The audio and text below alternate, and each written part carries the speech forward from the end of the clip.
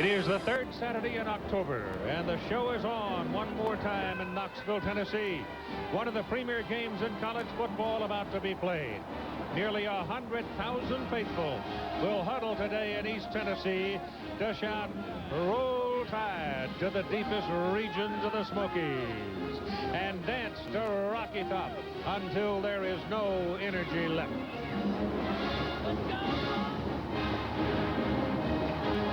ABC Sports College Football presents a CFA matchup from the SEC. Alabama and Tennessee. Hello again, everybody. Welcome to that wonderful old third Saturday in October in Eastern Tennessee. It's always fun to come back. They've been doing this for 75 years, and 33 times Alabama has come into this ball game undefeated, and 13 times have gone home whooped. Well, here they come one more time, undefeated. Ranked number 4 in the nation at 6-0, and leading the Eastern Division of the Southeastern Conference with their unblemished record. Tennessee, ranked number 13, lost last week to Arkansas. They're tied with Georgia in the Eastern Division, and these division winners will meet December 5 for the Southeastern Conference Championship. And Bob Greasy, like an old friend of mine once said, this defensive bunch from Alabama plays like it's a sin to let somebody score a point. Alabama comes primed with defense. Well, if you like defense, this is the right place to be this Saturday afternoon. Both defenses are outstanding. Tennessee comes in the 7th-rated defense against scoring defense in the country. Alabama, the number 1 scoring defense in the country. The Alabama defense has been dominant, and the same recipe applies. Speed and quickness. They are led by 2 outstanding defensive players, defensive ends Eric Curry and John Copeland. In 6 games, Alabama has allowed only 3 touchdowns and as yet has not allowed an opponent to score in the first half. Tennessee, on the other hand, has been a surprise. They lost 18 seniors to graduation last year, and yet they won their first 5 ball games. They lost last week to Arkansas, but they are a big surprise. They are led by an outstanding sophomore, Heath Schuler. Schuler is 2nd in the SEC in passing. He is 2nd in the SEC in rushing touchdowns. Yes, he can run and run very well. The key for this ball game, the offenses like to run the football. The defenses are going to try and shut that down, and the quarterbacks are going to have to try and produce. The schedule for Alabama gets tougher from here on. Tennessee's hard schedule is just about done. Well, Tennessee has already beaten Georgia and Athens and Florida. Alabama has not played a team with a winning record. I think combined their opponents have been like 12 and 22. Well, Alabama cornerback Antonio Langham said earlier this week, "Don't worry, we own Tennessee. We have won 6 in a row. No Tennessee senior has ever beaten Alabama." Well, obviously that made the bulletin board in the Tennessee clubhouse, and one wonders if that might be letting your mouth overload your rump.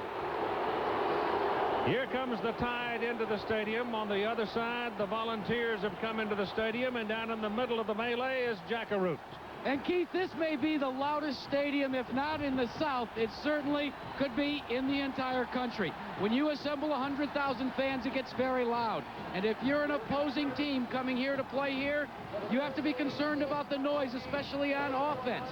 So what Gene Stallings and the Alabama Crimson Tide have done all week is they've gone indoors, not because of the weather in Tuscaloosa, but because they could run recordings of Rocky Top and crowd noise right up beyond almost the pain threshold. He said, you don't want to try and invoke the noise rule. You want your players to get used to it. They'll use hand signals, but it still could play a critical factor, especially when you're down close to the goal line. Keith? All right, Jack, the weather today is just glorious. True feeling of autumn. As you see, 60-degree temperature, low humidity, and just a little sprinkling of clouds here and there. It's been a great 10 days for the Leaf Lookers in the Blue Ridge Mountains and the Smokies, and there's more to come. And the Tennessee Navy is in place, and that man is right. It ain't Bama country. This country belongs to orange and white. And Gene Stallings, as he comes into the stadium, knows full well that he comes in with an undefeated team to play a team that was upset last week and a team that is primed now to do something about it. Johnny Majors, who has come off by 5 bypass heart surgery to return to the coaching sidelines. Seemed in good spirits yesterday, I thought, when we visited with him. In fact, he seemed almost optimistic. Tennessee won the toss.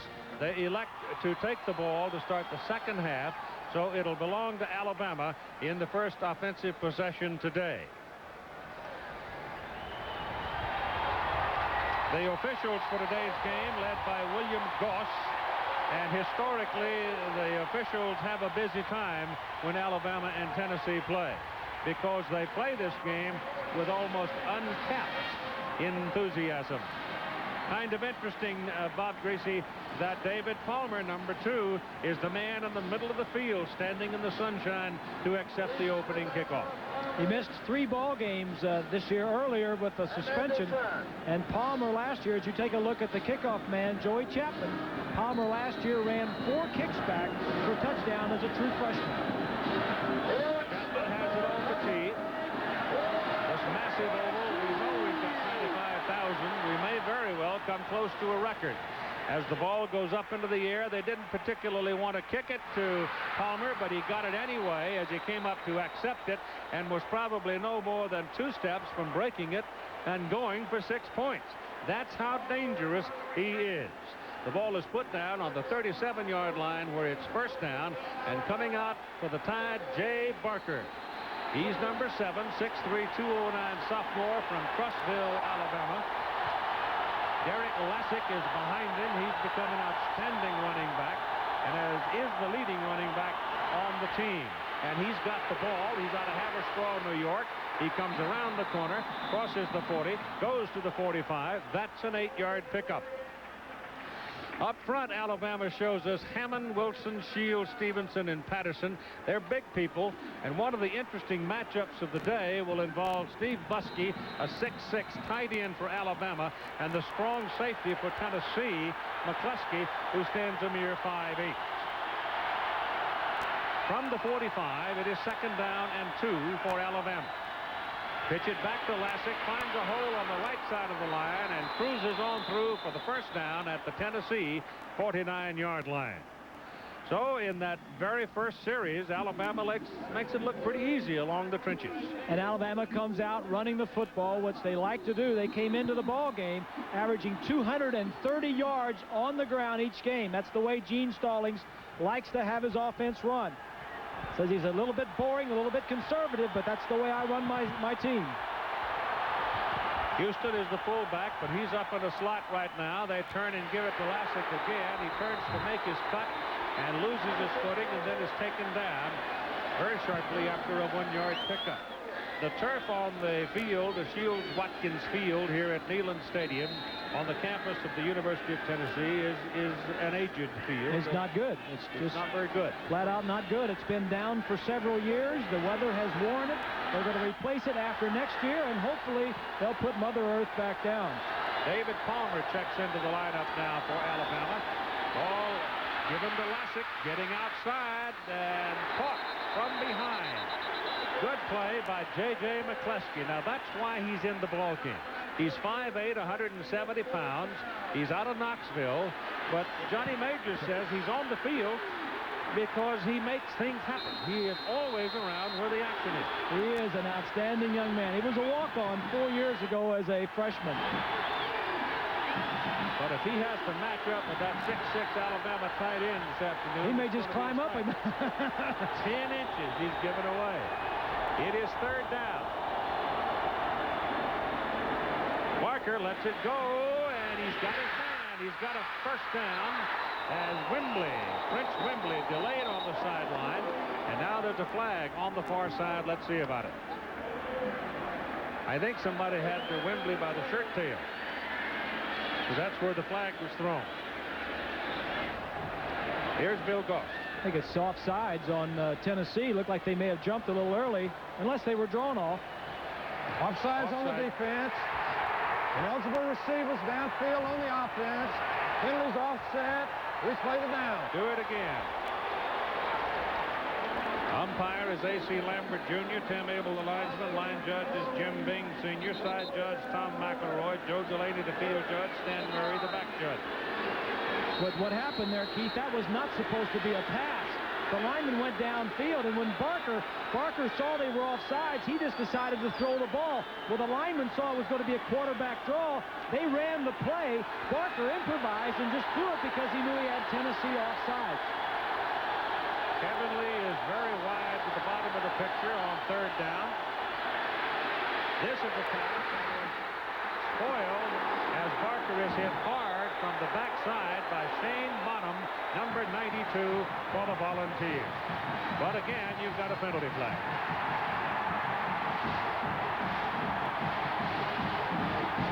Going against Alabama. They'll decline it and force the punt. Little twist. Two linemen go inside. Now Bonham from the left side right there, number 92. He had 3 sacks last week against Arkansas, a very active front. They're second in the SEC in quarterback sacks. Gets Brian Deal into the ball game to punt for Alabama, a sophomore from Oakland, and Sean Summers, a freshman from Oak Ridge, Tennessee, back to receive it. Good kick. High hanger, tail dragger, bounces toward the end zone, goes into the end zone. That'll come out to the 20. Alabama had it down there on the 1-yard line, but number 22, Willie Gaston, couldn't control his momentum, and the ball will come out to the 20 after a 44-yard punt. Well, it was a good punt. Gaston just misplayed it. They work on this all the time. Here's Heath Schuler.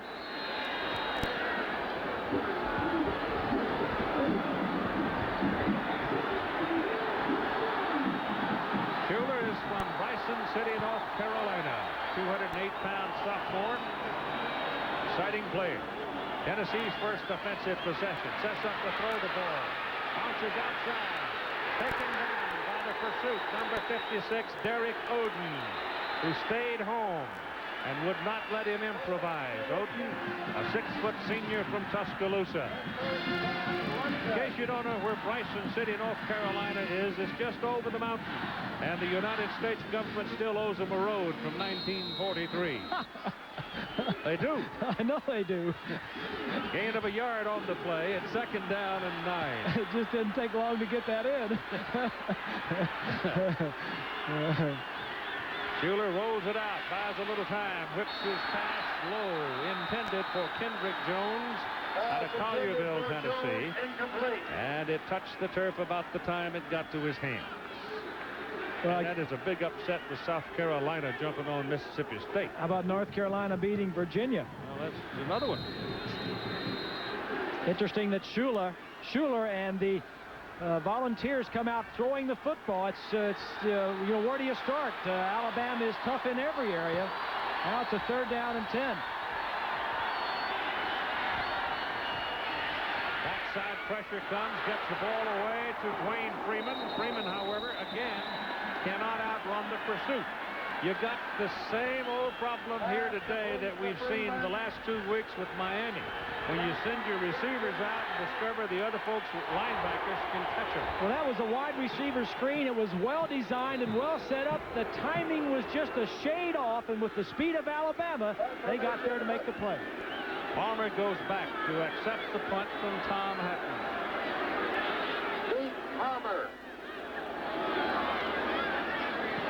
That puts it out. High kick, forcing Palmer into a fair catch. And up at the 36-yard line, that's considered good field position. And Hutton gets a 36-yarder out of it. Seems like Tennessee always has a punter that can knock that ball up around the moonbeam. Maybe it goes back to the history of Coach George Cafago when he did it here, and then coached so many over the years that he worked here. Second possession now for the Crimson Tide. Lassick and Houston. Lassick the single back right now behind Barker. Lassick has it to the 40-yard line. That'll be a pickup of about 4 yards.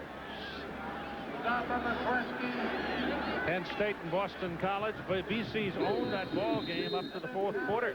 Now BC is making a game of it at 35-32. There's got to be too much pride, too deeply planted in the soul of Penn State football to get beat too badly. So Boston College has never beaten them at State College. Alabama didn't have what they wanted with the circumstances. Barker not wanting to take a chance, take a risk. Timeout. The timeout called at 10 minutes and 11 seconds to play in the first quarter. Gene Stallings there talking to his young quarterback. Barker is a sophomore quarterback, started at the end of last year, started 4 ball games, and really has not lost a game since he has taken over for the Crimson Tide. Now Jackaroot. Keith, you were talking earlier on about the old turf here in the stadium, and they said they're going to replace it.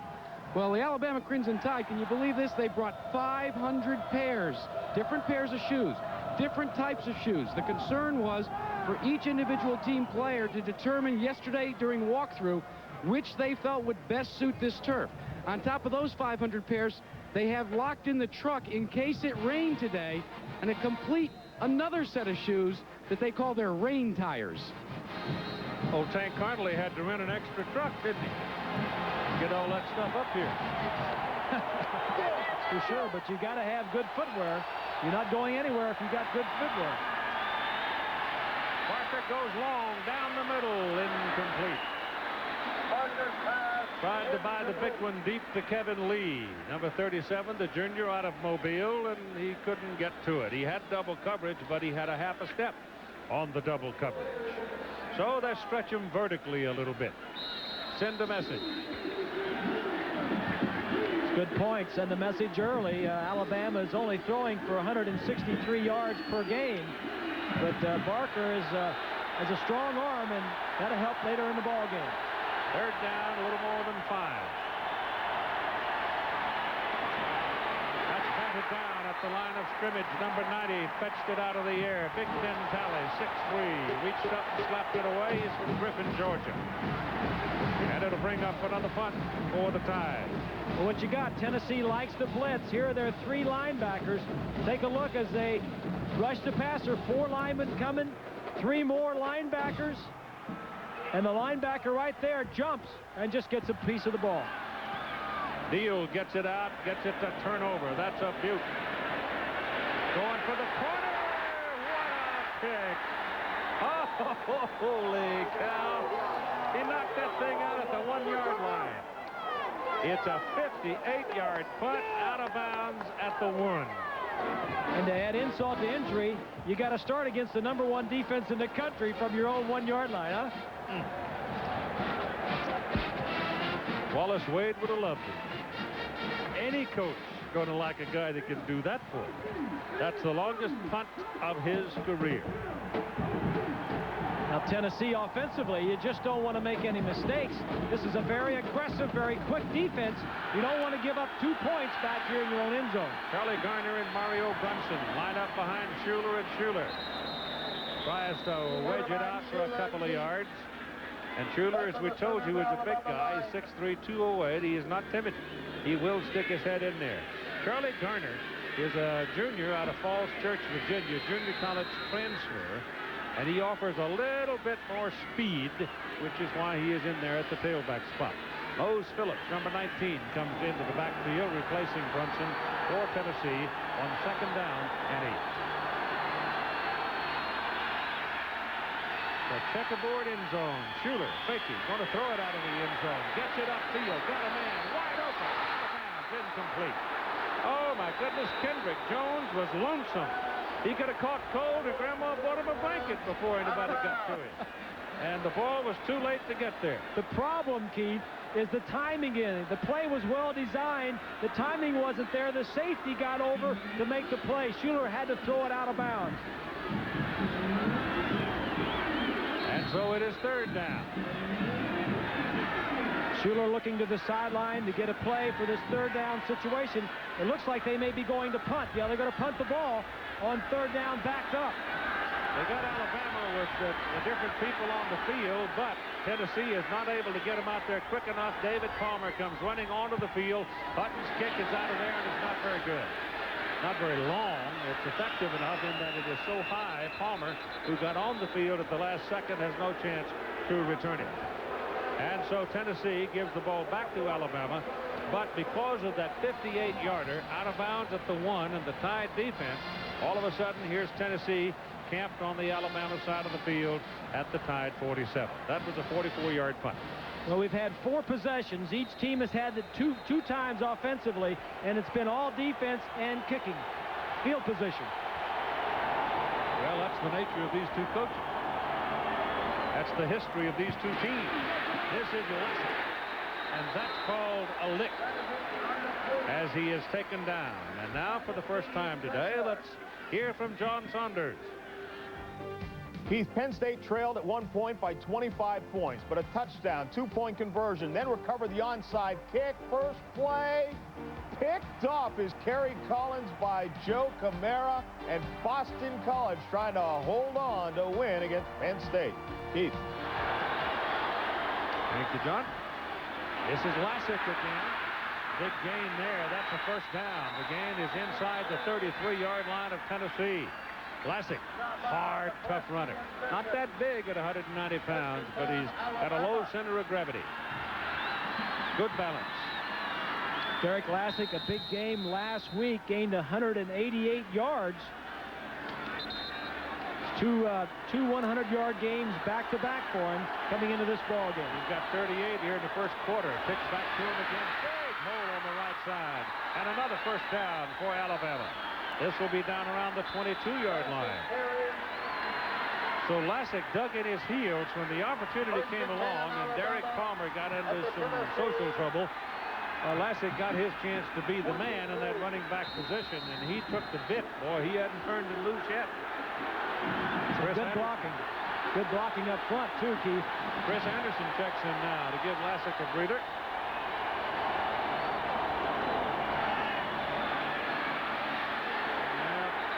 That doesn't work. Anderson's a junior out of Huntsville. Give him a yard, brought down by George Kidd. George is a freshman from Milan, Tennessee. In there at linebacker with middleman Reggie Ingram, a junior from Memphis. And Ben Talley from Griffin, Georgia, is the other linebacker. Keith, that Tennessee defense has just been rebuilt this year. They lost 10 starters off of that team from last year. And being coached this year by Larry Marney. And he missed spring practice. He came in late. Here comes your fake reverse. Lessig still got it. Out of bounds, just short of the goal line. Call it the 5. Talley shoved him out. To toss to our left side, he's going to fake the reverse, which slows up the pursuit just a little bit. Nice containment by Wilson there. He just gets up inside those Lessig and gets down inside the 5-yard line. Good block on Steve Session, number 9, to take him out of the play. Alabama does pretty well inside the 20. They've scored 21 of 25 times. Lessig on first and goal to the 1. Time remaining first quarter, 6 minutes and 40 seconds. The last 4 plays, very basic stuff. It's called blocking. Running, blocking, and tackling. Very basic.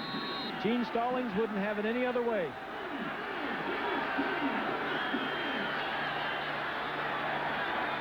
It's kind of like the old line about the quarterback. You can't complete passes flat of his back. The linebackers can't make tackles flat of their back either. They'll stop this one. No play. There's a marker on the play.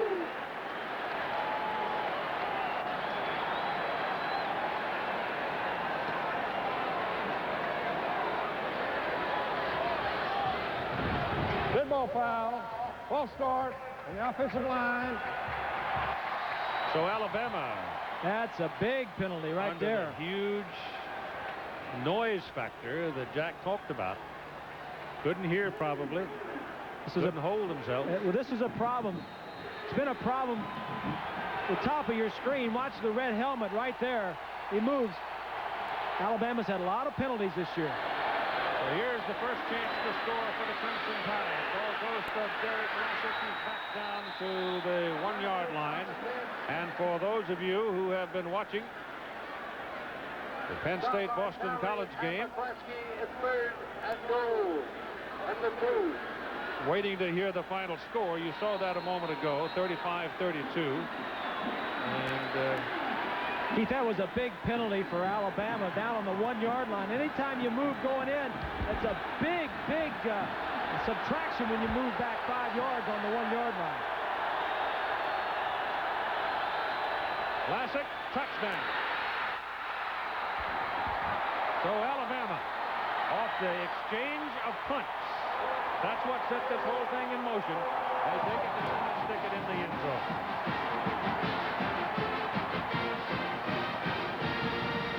Well, George Wilson, number 68, left guard, is going to pull around. Now watch the safety right here is going to get a nice piece of him, but he flips himself around and into the end zone. And Lassick in that possession, 7 carries, 50 yards, and the touchdown. And Proctor is in for the extra point. He's got it.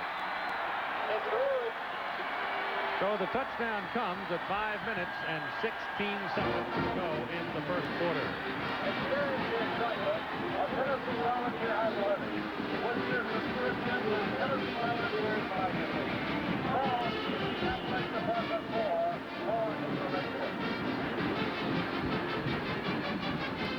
Those of you who have seen the finish of that exciting Boston College Penn State ball game got here just in time to hear the happy sounds of Alabama as the Crimson Tide has moved to the first score of the ball game to lead it 7-0. This was a big play in this possession of a 44-yard drive as they fake a reverse. Lassick gets loose on the sideline and gives them a first down at the 5-yard line. And then Lassick eventually would stick it in the end zone. And this first quarter so far has belonged to Alabama. Here's the score with Lassick, number 25, taking it over.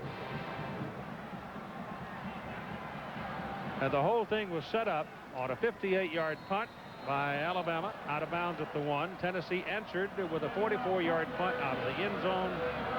But the Tide offense, which has been coming on the last 3 weeks, took it down and stuck it in for 6. Now Proctor kicks it off. It's a low liner, bouncing around on the 5, and here comes Ronald Davis with it for Tennessee. Still looking around for some daylight, and finally will be thrown out of bounds just short of the 22-yard line. Knocked out of bounds at the 21, which first and 10, Tennessee. As you look at this drive, 8 plays, 46 yards. Lassick took it in. Now look at Lassick, gained 50 yards on that drive.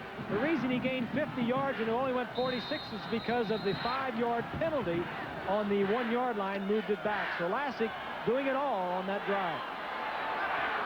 Heath Schuler sets up at quarterback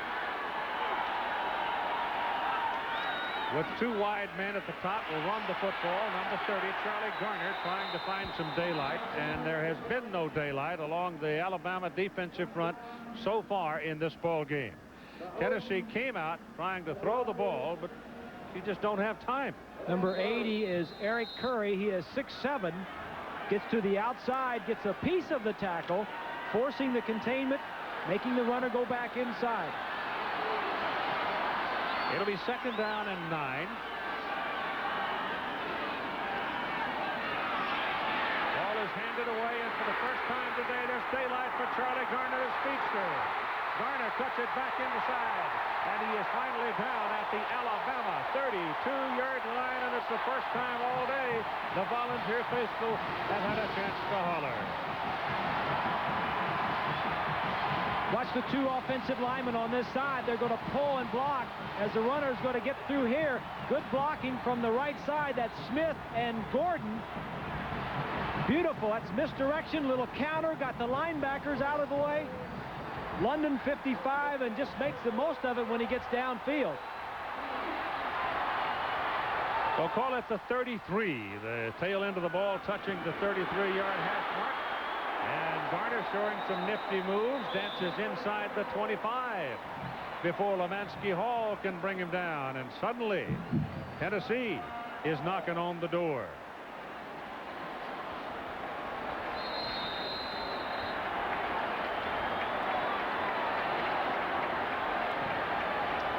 Garner comes out. Looks like he might have hurt his hand or his arm.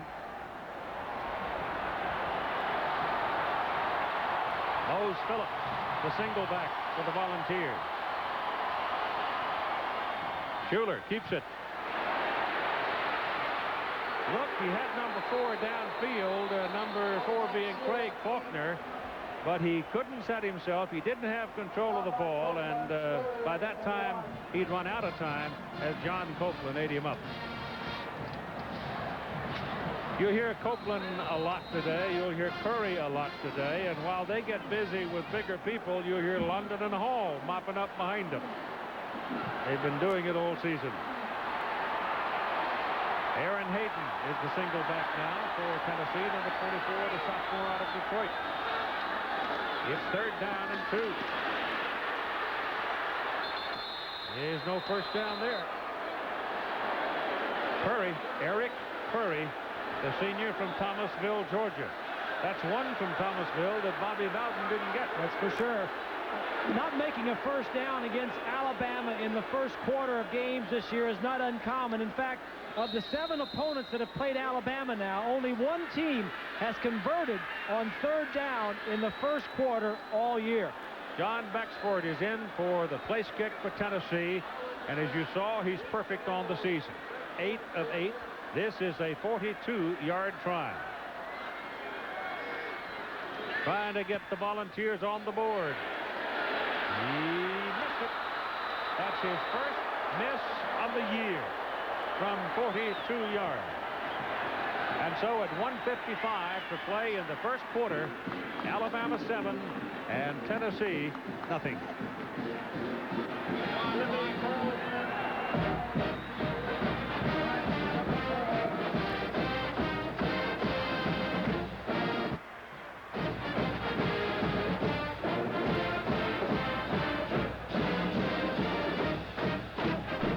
They don't take American Express. Visa, it's everywhere you want to be. I have to admit, I'm a little surprised. About what? I just never thought I'd see you in anything but a BMW or Lexus. Me neither. Airbag? Leather? This is quality. Expensive? About 10, 15,000 less than the BMW or Lexus. I think it feels just as good. What? Oh, there's a Pontiac Bonneville. It's amazing.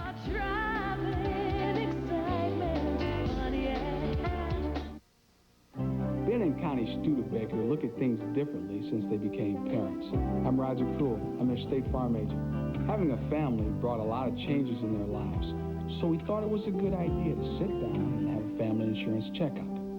We started by adding to their life insurance protection. Then we went over all their family insurance to help make sure their coverage was up to date. After all, you never know what could happen. And like a good neighbor, State Farm is there. Ohio State meets Big Ten rival Michigan State. Penn State invades West Virginia or other key conference matchups. It's regional action next Saturday on ABC's College Football. Alabama comes back to the attack from the 25-yard line. The starting unit early in the ball game that started this game, the diehard starting lineup. You had Jay Barker at quarterback, but the big news for them has been Derek Lassick. Lassick now is out of the ball game with Chris Anderson, 33, in replacing him, and he is, for the second time in this ball game, really stuck. Jay Barker 10-0 as a starter, and that streak goes back to last year. You have Derek Lassick. We told you about him. Kevin Lee has stepped up to one of their primary receivers, and we've yet to see any attention at all being given to their big tight end, Steve Buskey. The people along the front will give you in a moment. As the Tide comes up now, 2nd down and 10. That's David Palmer in motion. He's got the ball. Cuts it right back into the middle of the field. Look out. All the way down to the Tennessee 44-yard line. First down for Alabama. Let's give you the big people up front in the die-hard starting lineup. You got Hammond, Wilson, Shields, Stevenson, and Patterson. That's 270, 269, 260, 280, and 295. Not as big as you have seen in some lineups around the country, but it's very agile. And it does the kind of a job you just saw. That's a 30-yard run. Hurt on the play is Roosevelt Patterson, the tackle for the tie. Joey Harville will come in replacing him. Harville is a 283-pound sophomore. So here's Alabama on the Tennessee side of the field again. Call it the 45. Give it to Palmer coming the other way. He's going to give it away to Kevin Lee. Lee on the reverse gets a block on the corner and goes inside the 25 to the 21.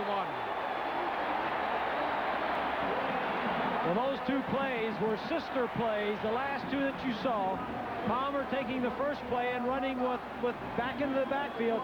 This time the same type of thing on a reverse. The defense for Tennessee, which is beleaguered at the moment.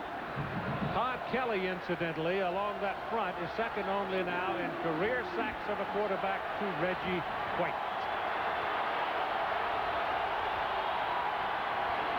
Lassick is back in, a little delay. He's got the ball. And he's going to pick up close to 5 yards on the carry.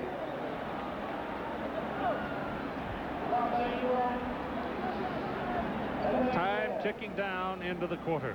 Reggie Ingram, 41, middle linebacker, blocked by Shields. Blocked very well by Shields. Makes the tackle about 5 yards downfield. In the first quarter of play, Alabama's run for 133 yards, pass for none. Lead 7-0.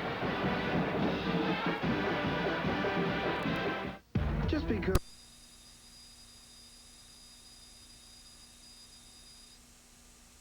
you got a house, a lawn, and a mortgage. Just because you're now a responsible adult. You still know how to have a good time, don't you?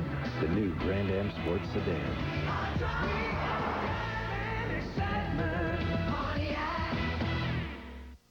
Hitachi? Wait, I know.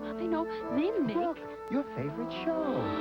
Oh. Hitachi makes big screen TVs and 20,000 other entertaining products. Hitachi. Hitachi?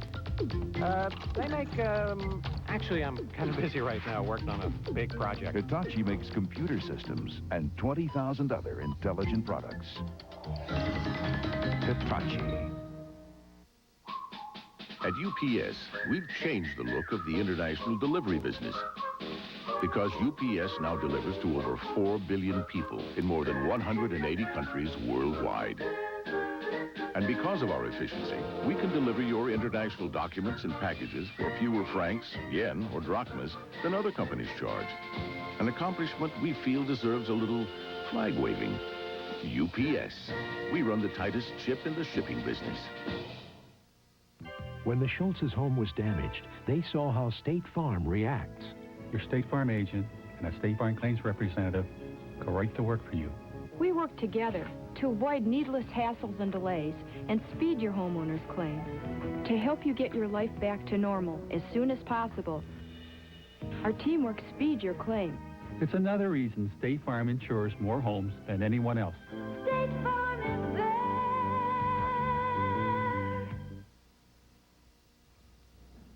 We need to develop a game plan. That's easy. Let's watch college football. Let's go to a game. There's nothing more exciting than college football. Great bands, tailgating, and the spirit connected with the college game is a great combination. And don't forget the game itself. There are a number of good teams this year. And you're right. Going to a game can be fun. The coach invites you to enjoy college football. Yeah. America wins with college football.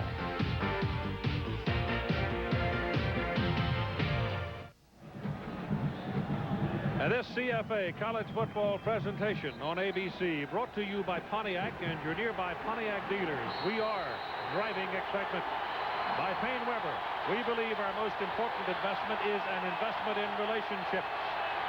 We'll give you the others in a moment as Derek Lassick trying to change direction, slips and slides down. By the Die Hard battery, now with more power when you need it most. and by 2-day priority mail service from your post office.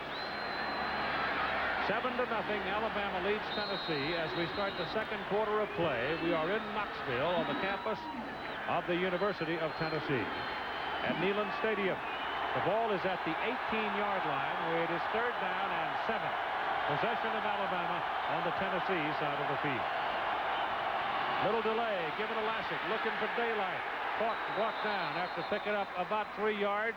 Shane Bonham, number 92, the young man from Fairbanks, Alaska, was there to make the tackle. 3rd and 7, good field position. Certainly a conservative call, but Alabama plays that way. They've got a strong defense. They don't want to take any chances with their young quarterback.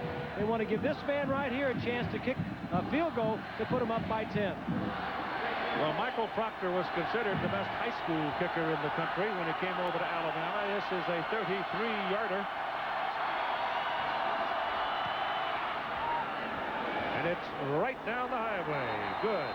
10-0. The Tide goes to the lead over Tennessee.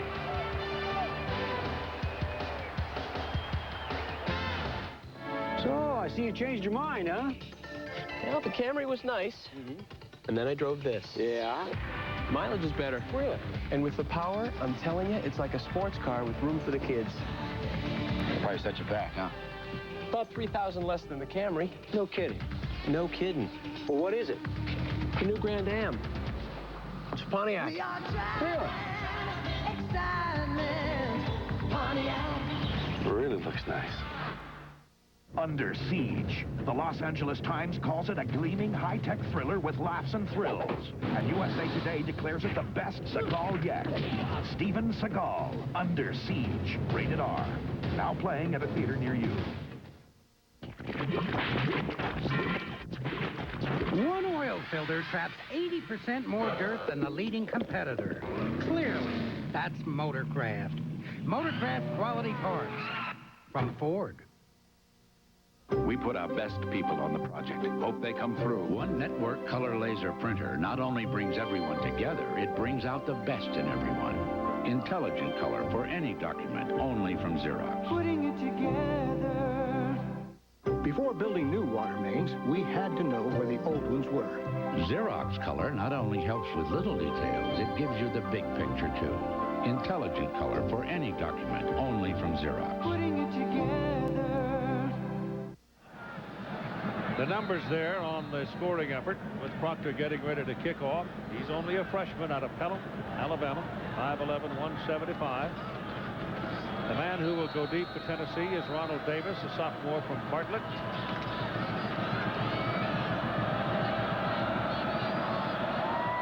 .42 to go in the first half of play. We're in the second quarter now, and it's 10-0, Alabama leading.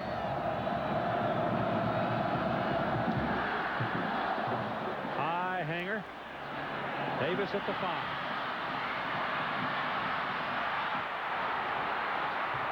Number 39 was the man that held his position and kept him from turning the corner. His name is Eric Turner. He's a strong safety, and here are your numbers for the first period of play. First quarter jumps out at you right here. Only 1 first down for Tennessee and no yards passing for Alabama. Alabama had 20 plays. Tennessee only had 10. Of course, they had 4 possessions to Tennessee's 3 possessions. Tennessee has it first down at their 36.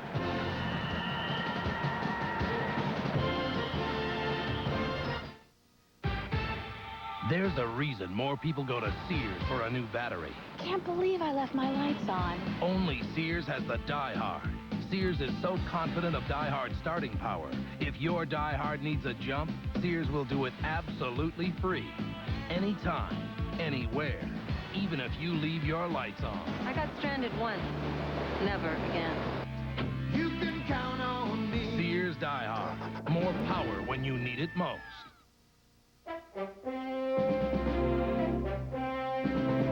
Only Delta gives you more flights from over here to over there. Only Delta flies you non-stop to more cities from over here to over there.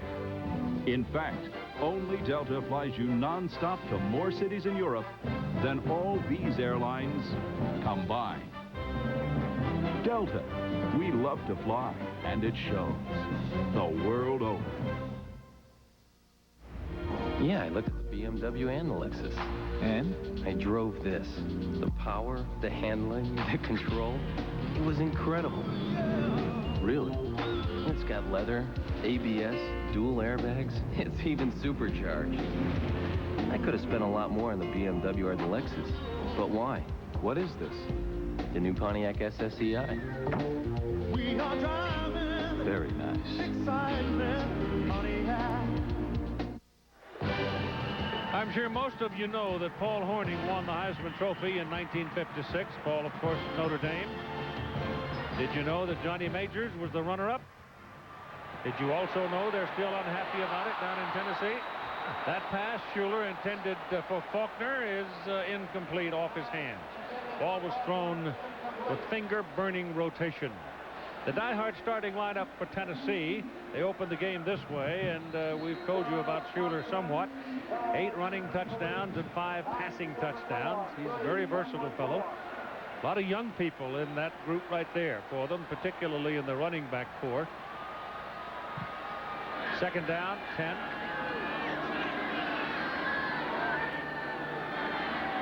Tennessee's had only one offensive surge so far in the game. That was based on a run by Charlie Garner. That play doesn't get much out of it. The offensive front for the Volunteers, and we'll read you from Stowell through Gordon. We'll give you the weights as you see. They also have a 300-pounder. Everywhere you turn these days, there's one of those big dudes that weighs 300 pounds or more. And the things that makes them so hard to handle is they don't have to keep their arms in anymore. They're out there shoving around. They're like trying to run around a corn crib. Third down and 8. Schuler threw a bullet that Corey Fleming had no chance of catching. No chance. The Alabama defense, Copeland and Curry, James Gregory's the man that stepped into the middle to play so very well. Hall and London on the outside are just absolute terrors. In the secondary, Antonio Langham, 4 interceptions. That's a very good secondary. The speed of this Alabama defense is certainly comparable, I think, to Miami's. Here's the punt by Chapman. Palmer. He does tend to make you hold your breath a little bit. He's out near the 33-yard line, and there Alabama is going to possess the ball, leading by a score of 10-0.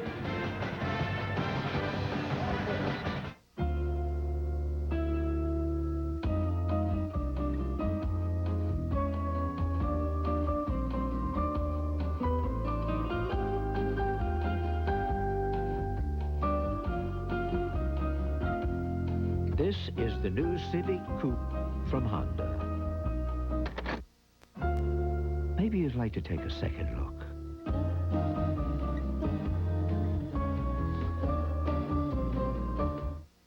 I see your printer here doesn't boast the HP LaserJet name. Did you ask for this? No, I didn't. I assumed when I asked for a laser printer, I'd get a LaserJet. Huh, have you spoken to management about this? I am management. Oh, so how did this happen? Poor management, I guess. Nah, probably just poor communication. Yeah. Maybe you ought to send yourself a memo. Yeah, and I could make a point of specifying an HP LaserJet. Yeah, don't mince words either. HP LaserJet printers. If it isn't a LaserJet, it's only a laser printer. A reminder from Walmart. No matter who you are, no matter what you drive, there's one sure way to get more out of it. Regular oil changes with quality Haviland motor oil. When you add Haviland, you add more life to your car. And with Walmart savings every day of the year, you're not only miles ahead, you're dollars ahead too. Saving money at Walmart. It's an idea that's really catching on. Walmart. Always the low price. Always. Olympic medalist Nancy Kerrigan joins Todd Eldridge in a star-studded competition. Sudafed Skate America International starts next Sunday on ABC Sports. Smokey Sevens, the Blue Tick Hound, Tennessee mascot, among the crowd of 97,388. That is the second largest Neyland Stadium crowd ever. The biggest was against Auburn last year, 97,731. 97-388 today. Alabama's ball, first down, call it the 34.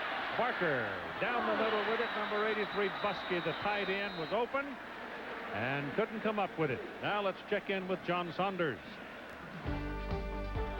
Keith, Washington State and UCLA, Drew Bledsoe. Watch the play action, then tosses to Brett Carolyn. They went for the two-point conversion. Get it?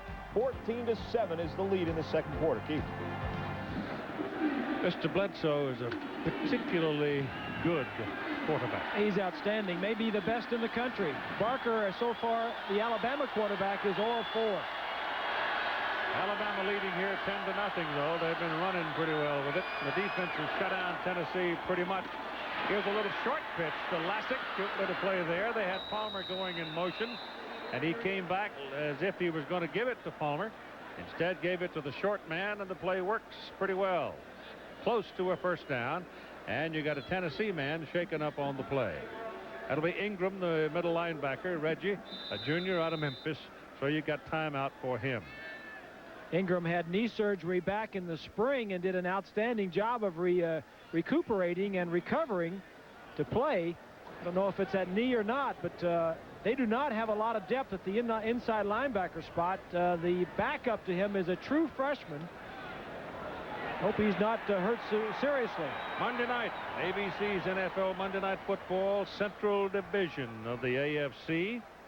Cincinnati and Pittsburgh. Young David Shula, Mr. Cower, are going to get together and see who can pull the trick of the. I guess Boomer Esiason is not going to be able to go. At least the reports we have is he's still tender. Kind of iffy, huh? Yeah. That's like playing your neighbor when those two in the same division have gotten together for a long time. That's like this one here, the McCoys and the what do you call them? The Hatfields. Yes, sir. This is the wrong part of the country for you to forget that name. Neighbors playing, but I'm not from this part of the country. Yeah, but they live just down the road. Okay. The one you go be traveling. Lassick turns it to midfield, and McCluskey makes the tackle on him. JJ, number 6, 5'8", 170 pounds of dynamite. To mention, he was a walk-on a couple of years ago. He's a local kid from Knoxville. Was a defensive back as a freshman. Then he moved him to as a wide receiver in his junior year. He caught 35 passes last year. Now he's back at strong safety, and he's the 4th leading tackler on the team. Second down and 4. Same play. This time, Tennessee figured it out pretty quickly, didn't it? Shane Bonham. I told you he was from Fairbanks, Alaska. He transferred to Tennessee from the Air Force Academy. So that's how he got down here. 92, the middle and the right part of your screen just slips around the block of Stevenson, 69. That's a cute little play where they bring Palmer back in behind. You remember the first time he did that, Palmer, they tossed him the ball and he ran for a big gain. Then they tossed it to him in a reverse. Now they're using him as a decoy, but Bonham was said, none of that. I know what's going on. So with that play, it becomes 3rd down and 12, and suddenly this huge crowd of partisans get into the act, and there's some confusion defensively on Tennessee's part. And finally, Steve Sessions said, hey, let's straighten it out. Timeout. This Magnavox portable CD player with pure digital sound is the best thing to take on vacation. Unless you compare it with this clever Magnavox 5-inch TV. Great pictures anywhere. Of course, the best is this compact yet intelligent Magnavox camcorder with autofocus. Unless you take this Magnavox 3-inch LCD TV, which connects to my camcorder, so I can watch my vacation on the ride home. Looks as though I had a pretty good time. The ingenious products from Magnavox. Smart. Very smart. Critics say Pure Country is pure gold. I was knocked out. Not since Marty Robbins and Gene Autry has a real singing cowboy ridden onto the movie screen. George Strait, Pure Country. Rated PG. Sneak preview October 17th. Rockport has combined the lightweight comfort of its walking shoe with the rugged performance of its hiking boot. The Discovery Series by Rockport. It wasn't as easy as it looks. With Rockport, you should be in our shoes.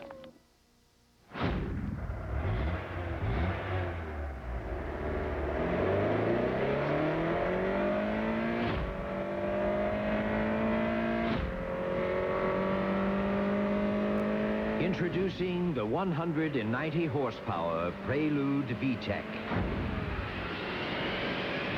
It's very quick, no matter how you look at it.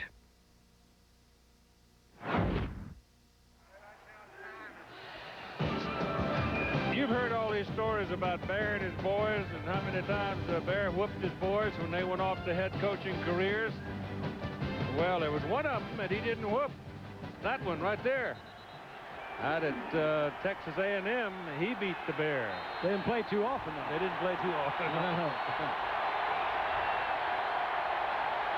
All right, here we go. 3rd down and 12.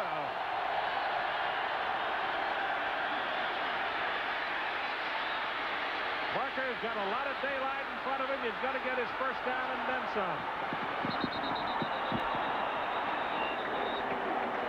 So the Tennessee defense fell completely away, leaving the entire boundary side open for the Alabama quarterback, and he took off. Well, what happened, Keith, the Tennessee defense, the defensive backs were locked up in man-to-man coverage, running with receivers all over the field. Nobody was assigned to the quarterback, and if a quarterback can run and scramble, nobody is left to guard him once he gets through the front four, and he made a big play.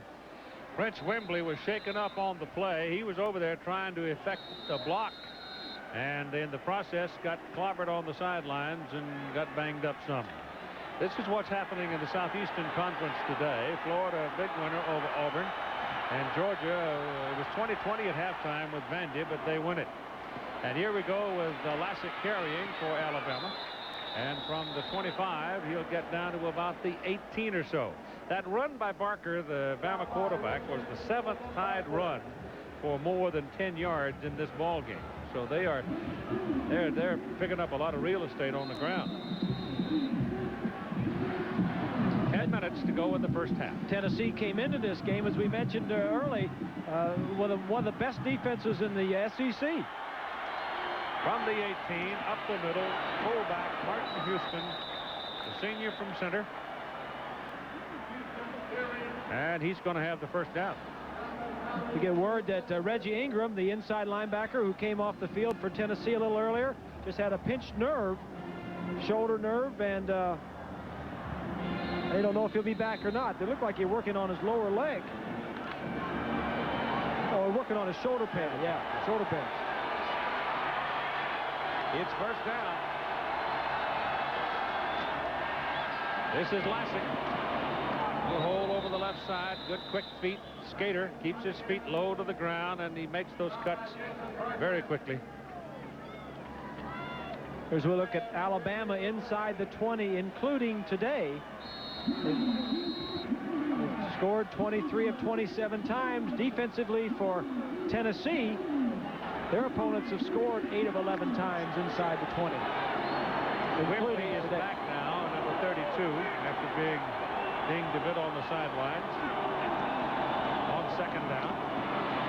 Here goes Lassick. And he's brought down at the 5 by Tracy Smith. It looked like he was going to get loose and into the end zone. But the senior from Jonesboro, Georgia, wouldn't let him go. Lassick now, with 8 minutes and 46 seconds to play in the first half, has over 100 yards. 21 carries on 104 yards. That's exactly the amount of yardage on the ground that Tennessee is normally used to giving up in one game. Martin Houston, the fullback, doing a great job blocking for Lassick. It will be the 3rd straight game in which he has run for 100 or more yards. Here he goes again. He scored the Alabama touchdown back in the first quarter, and he takes that one down to about the 1. And it will be a 1st and goal for the Crimson Tide. They started out very slowly in scoring points. They struggled. They got 13 here and 17 there. And then the last couple of weeks, they started to put some points on the board. And today, the running game against Tennessee, at least, looks particularly impressive. Lassick, touchdown.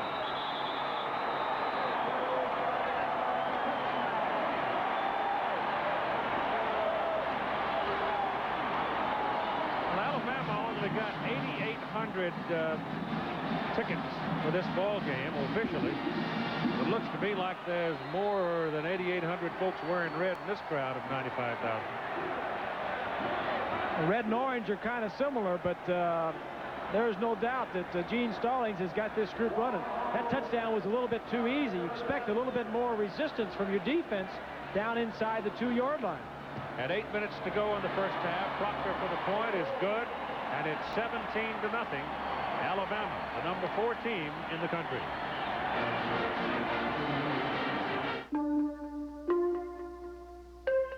Since the Honda Accord is America's best-selling car, why would you want to lease one?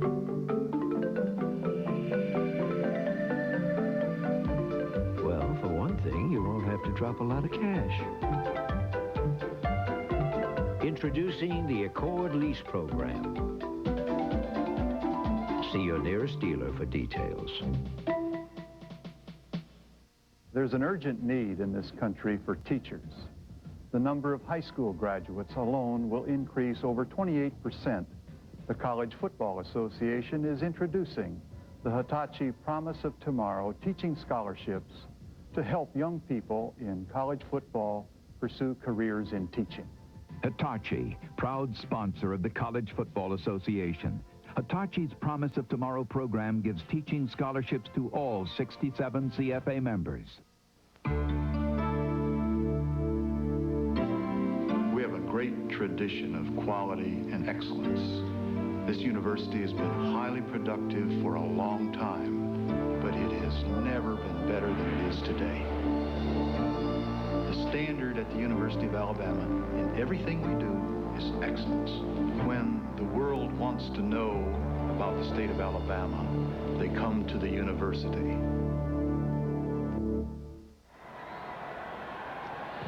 There are the numbers involving the scoring drive by Alabama.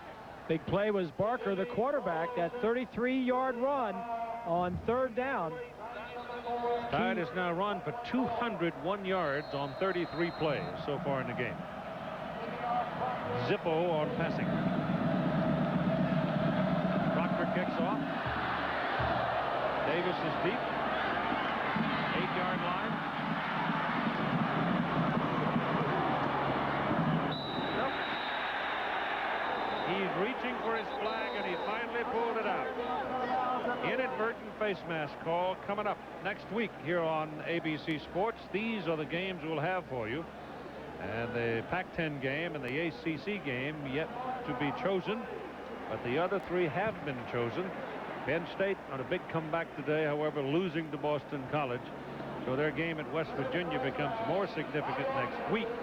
However, Penn State is already locked to the Blockbuster Bowl, so they're not worrying where they're going to be on New Year's Day. As long as they win 6 games against Division I schools. Well, that's true. There's some kind of a catch in everything, isn't there? All right, Heath Schuler brings him up for the first down at the 35 after the penalty. A little bit of a delay. Schuler rolls out. The suit's coming. It's deflected and caught by Faulkner. Faulkner caught it on the ricochet. It is short, however, of the first down. Winds up about a 5-yard pickup. Let's go back, Keith, and take a look at the touchdown. Here's a man right here who's going to carry the ball right in here, but look at the lack of resistance. The middle linebacker, there's a true freshman. We told you that the Ingram was injured, went out of the ball game. Look at the lack of resistance from Tennessee.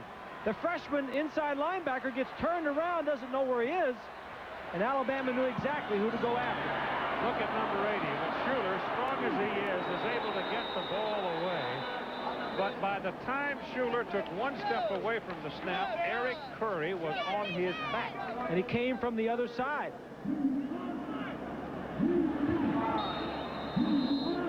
Alabama's defense allows a little less than 48 yards per ball game on the ground. And Tennessee's already got more than that. But when you look up at the scoreboard, you realize it's 17-0 with 7 minutes to play in the first half. You can be reasonably forgiving that the defense has been a little permissive here and there. Schuler back. Ducks away from the pressure. Flips the ball ahead. Pass will work. close to it, but he was behind it, and Ronald Davis accepts the little toss and will go for the Tennessee first down. Heath Schuler came in, a very highly regarded quarterback. This is only his second year. He drops the ball, got a little pressure, presence of mind to flip it ahead. Didn't have time to throw it, just flipped it. Doesn't matter how you do it, just that you get it done. Very good play by the young quarterback. He's going to be an outstanding player, Keith. Davis almost dropped it, too. First down at the Alabama 45. Tennessee hasn't been there very much today, but this is Garner. Garner's second big run of the ball game to the Alabama 29 and a first down. And the same play, Keith. The same play he ran the big one on before. They do it again. They're going to pull both of these linemen over here, and the receiver, the running back, will get to the right side this time before they ran it the other way. He's pretty nifty, isn't he? At Stoll 59, Garner just follows his left tackle. And one play has done very well for him.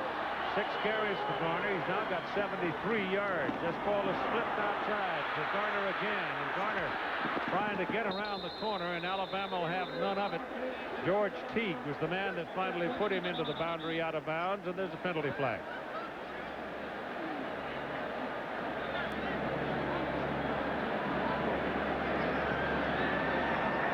Holding Tennessee.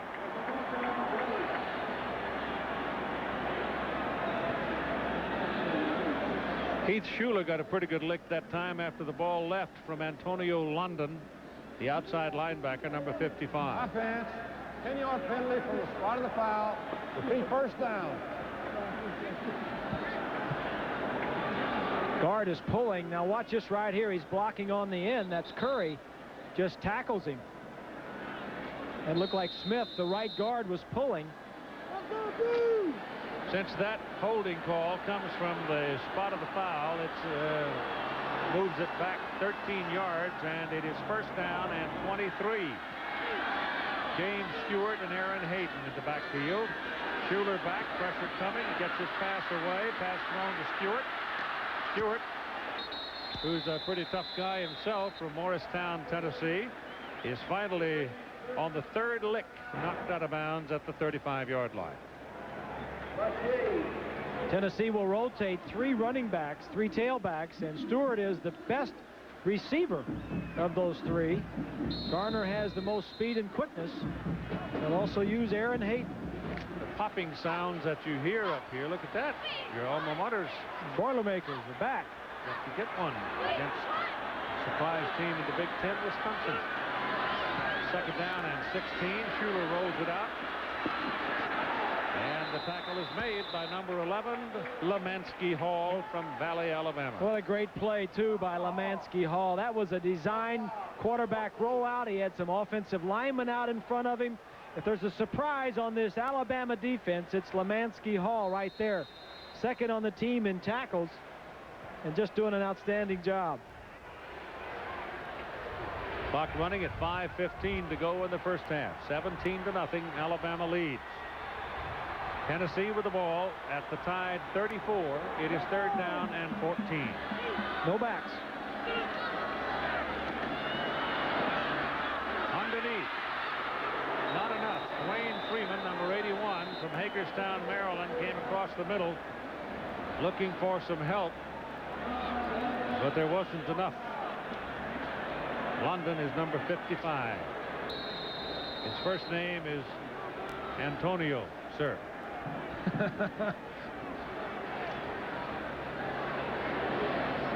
So on fourth down, the kicking team is in with John Bexford. He had his first miss of the season from 42 yards back in the first quarter.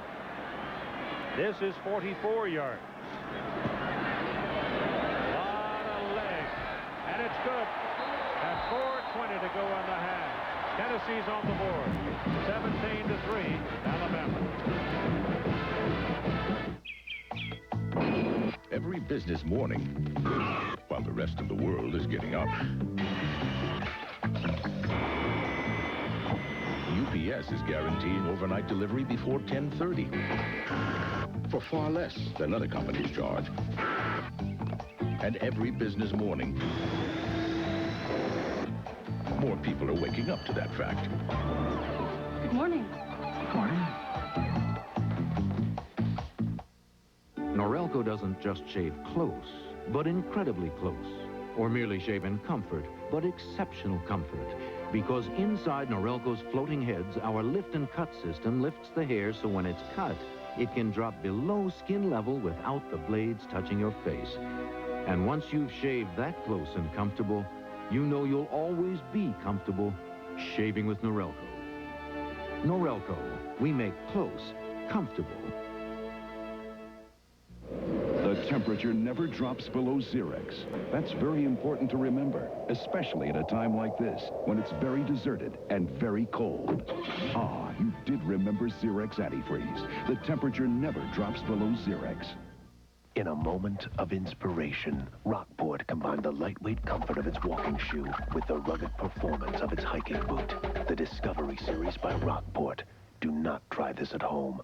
Rockport, you should be in our shoes. There's the Tennessee march to the points. Those are the first points in the first half this season against Alabama. Prior to that field goal, Alabama had outscored the opposition 118-0 in the first half. So Smokey's all puffed up about that, and here we go with the kickoff. David Palmer waits to take it.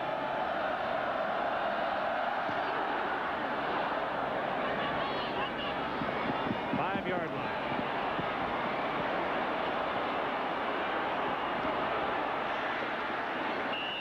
Out to the 32, where it'll be first down, Alabama.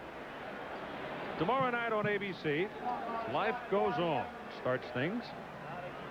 Then country music superstar Billy Ray Cyrus will be the guest on America's Funniest Home Videos, followed by America's Funniest People. And Billy Crystal and Meg Ryan will star in the Sunday night movie When Harry Met Sally.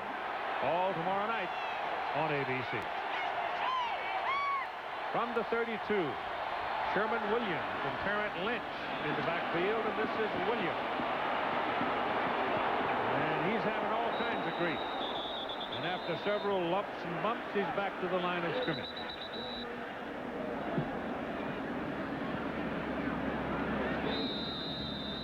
Tennessee just having a bad time of tackling.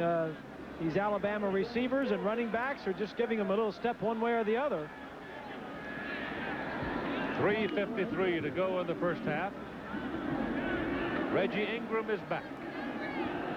Well, they got some changes made in his pads, rubbed out some of the pinched nerve, and Reggie's back in the ballgame. Second down and 10.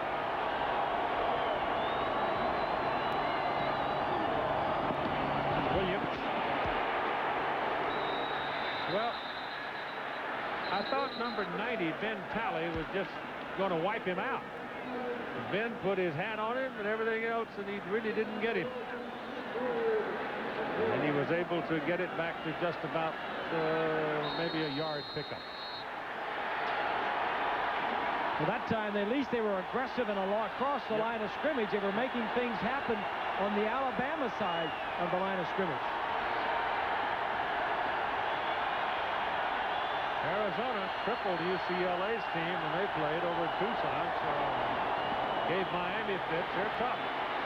This is Parker running around and finally runs out of time as he crosses the 35, and the referee, Bill Goss, decided he'd flag him. It was a kind of a late hit on the quarterback, and I think that's what got the yellow flag out of Bill's pocket.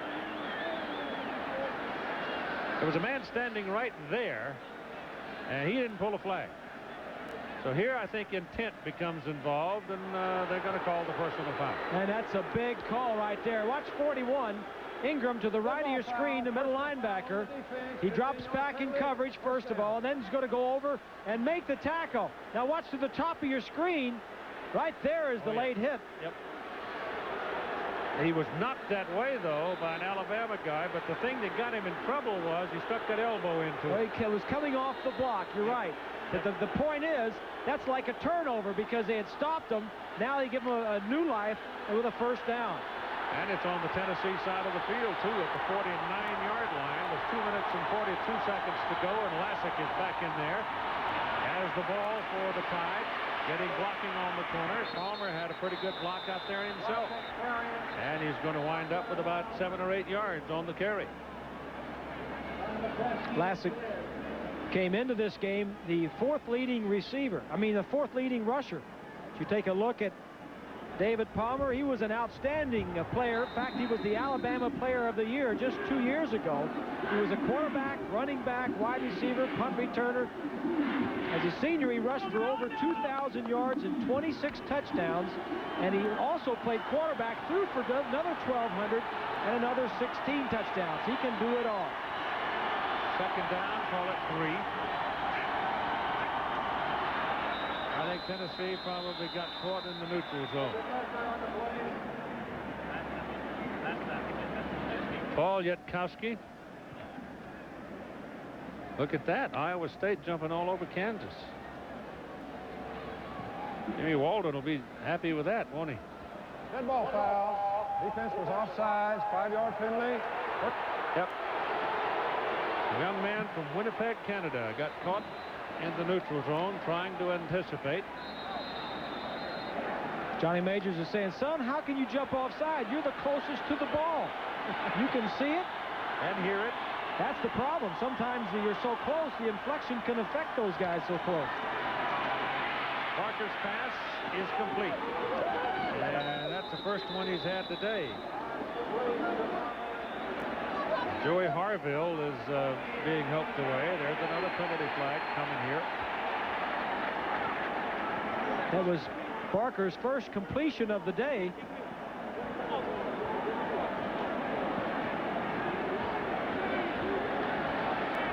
This game normally gets a few flags before it's done because it's so emotionally charged. It just has to be.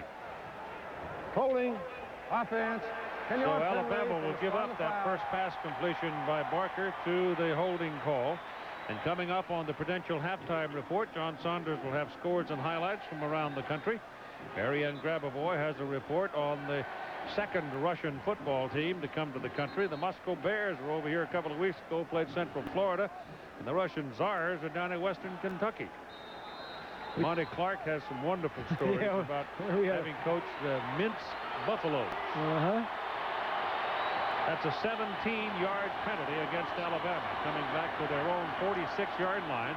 Little quick pop to Palmer. Palmer gets a hold block and picks up some, not a whole lot, back down to about the Tennessee 44. And the clock is running now at 1:35 to go. Palmer is just so quick, Keith. And talking with Mal Moore, the offensive coach for the Alabama Crimson Tide, he says we'd like to get the ball in his hands 10 to 12, 15 times a game if we could, either as a receiver, running a reverse, there's a look at Mao, or on kick returns, either kickoffs or punt returns. He is outstanding when he gets the ball in his hands. Both teams with 2 timeouts. Chris Anderson in the backfield for Alabama. Barker pumps it, now drops it, and has to cover it. Alabama will keep it at the Tennessee 40. They've got to go to the 30, 27, almost the 27 to get the first down. And Alabama spends a timeout. They have 1 remaining, leading 17-3 with 56 seconds to go in the first half. When you don't have to send your package overnight, you can save yourself a bundle. What a difference a day makes. 2-day priority mail service 24 little hours. from your post office. Send up to 2 pounds in just 2 days for just $2.90. That's right. That's some difference. What a difference a day makes. We deliver for you. The temperature never drops below Xerex. That's important to remember at a time like this, when it's very dark and very cold. Ah, you did remember Xerex Antifreeze. The temperature never drops below Xerex. Yeah, this guy really gets around. He's got the auto lights. American Orient Paul, we're guaranteed 2 years no matter how far he goes. That's why we've been everywhere. Wow!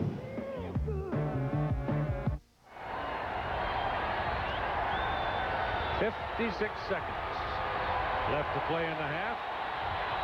Our crowd, 97,388. They're hollering for the defensive folks wearing the orange and white. Third down. Barker dumps it off to Chris Anderson. Anderson is taken down at the 37 of Tennessee. Now you're looking at fourth down. Are they going to send Mr. Proctor? He kicked a 60-yard field goal in high school.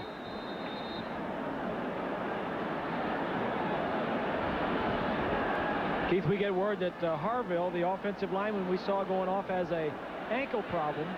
Don't know whether he'll be back in the second half or not. I don't think they're going to try anything fancy. They're going to let the clock tick on down. And they're going to run the ball on fourth down, and unless Tennessee spends the time out to kill the clock, and Tennessee doesn't seem inclined to do so. Now, as time expires, in comes the punter. Well, I think that right there, Keith, again points out the conservative nature of Gene Stallings, and he doesn't run from it. He's not embarrassed by it. That's just the way he is. And he's won a lot of ball games. In fact, he's won 16 straight. It's the third longest winning streak in the country. Well, when you've got that kind of a record, the way things are going right now for the Crimson Tide, he doesn't even have to have an unlisted phone number. Well said. The ball goes out of bounds with 1 second remaining in the first half. Are you saying he might need it somewhere down the road over there? Well, it's possible.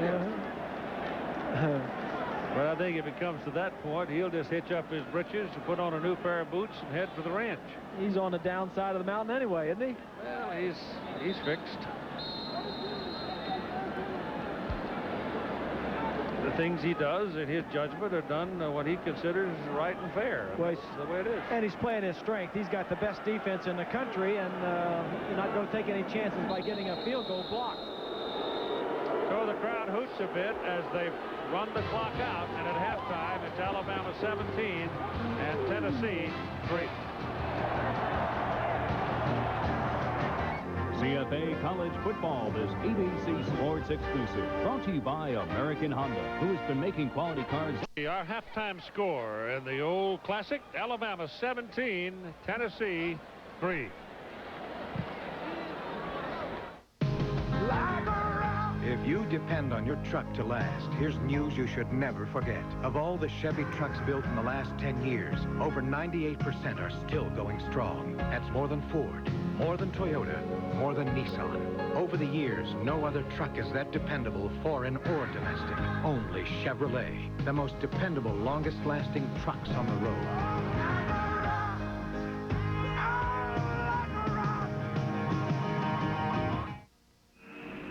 One of these engines was filled with Castrol Syntec, a new synthetic oil. The rest with conventional oils. They were then drained and started without oil to prove a point. You see, Syntec's unique molecular structure bonds to engine parts. Lab tests show it leaves a layer of protection far stronger than conventional oils. And if Syntec protects this well now, imagine if you leave it in. Castrol Syntec protects in ways other oils can't. Call me nuts, call me lazy. This kind of workout is just plain crazy. Don't fill me up with expectations. I've got what I want, no imitation. Fall in. Just give me what the doctor ordered. Pepper. Just what the doctor ordered. Just give me a Dr. Pepper. We want it. Whoa, just what the doctor ordered. The taste of sage and water. We love it. Woo. Whoa, just what the doctor ordered. Visa salutes American Olympic champions. In 1984, veteran Rowdy Gaines surprised everyone by leading the 100-meter freestyle from start to finish. They come down the ring, 10 years to the wall. The sentimental favorite, Rowdy Gaines, is going to win a gold medal. He's got it. As part of their continued support of amateur athletics, Visa is proud to donate another $1,000 to the U.S. Olympic team to support future Olympic hopefuls in their quest for the gold. Just a hoot and a holler from Nashville's Grand Ole Opry. is another place that's home to musicians from all over the world. It's Groon Guitars, where they sell rare and vintage instruments to everyone from Johnny Cash to Motley Crue. So if you go, remember, bring your pick and your Visa card. Because at Groon, you can take your licks on a 1939 Martin, but you can't take it home with American Express. Yeah. Visa, it's everywhere you want to be. CFA College Football, this ABC Sports exclusive. Brought to you by the Heartbeat of America, Chevrolet, and your local Chevy dealer. And by Visa. It's everywhere you want to be. Here we go with the second half of play. Keith Jackson, Bob Greasy, close friend of the Hatfields, and Jack Arute ready to go as Alabama will kick off. And Ronald Davis waits to return it for Tennessee.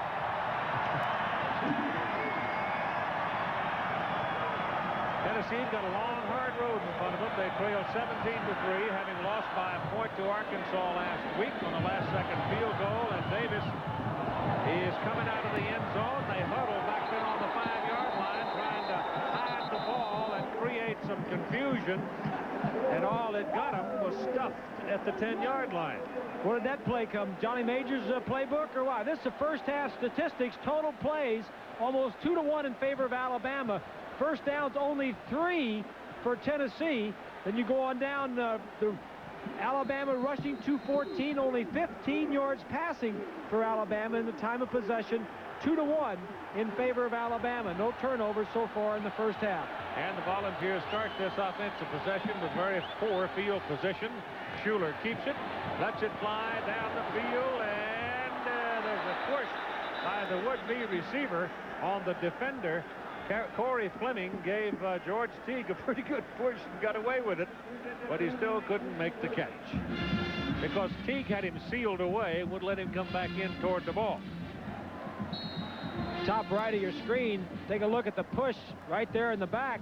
2 plays so far in the second half. One was a kind of a gimmick. Over the second half of play, Keith Jackson, Bob Greasy, close friend of the Hatfields, and Jack Arute ready to go as Alabama will kick off. And Ronald Davis waits to return it for Tennessee.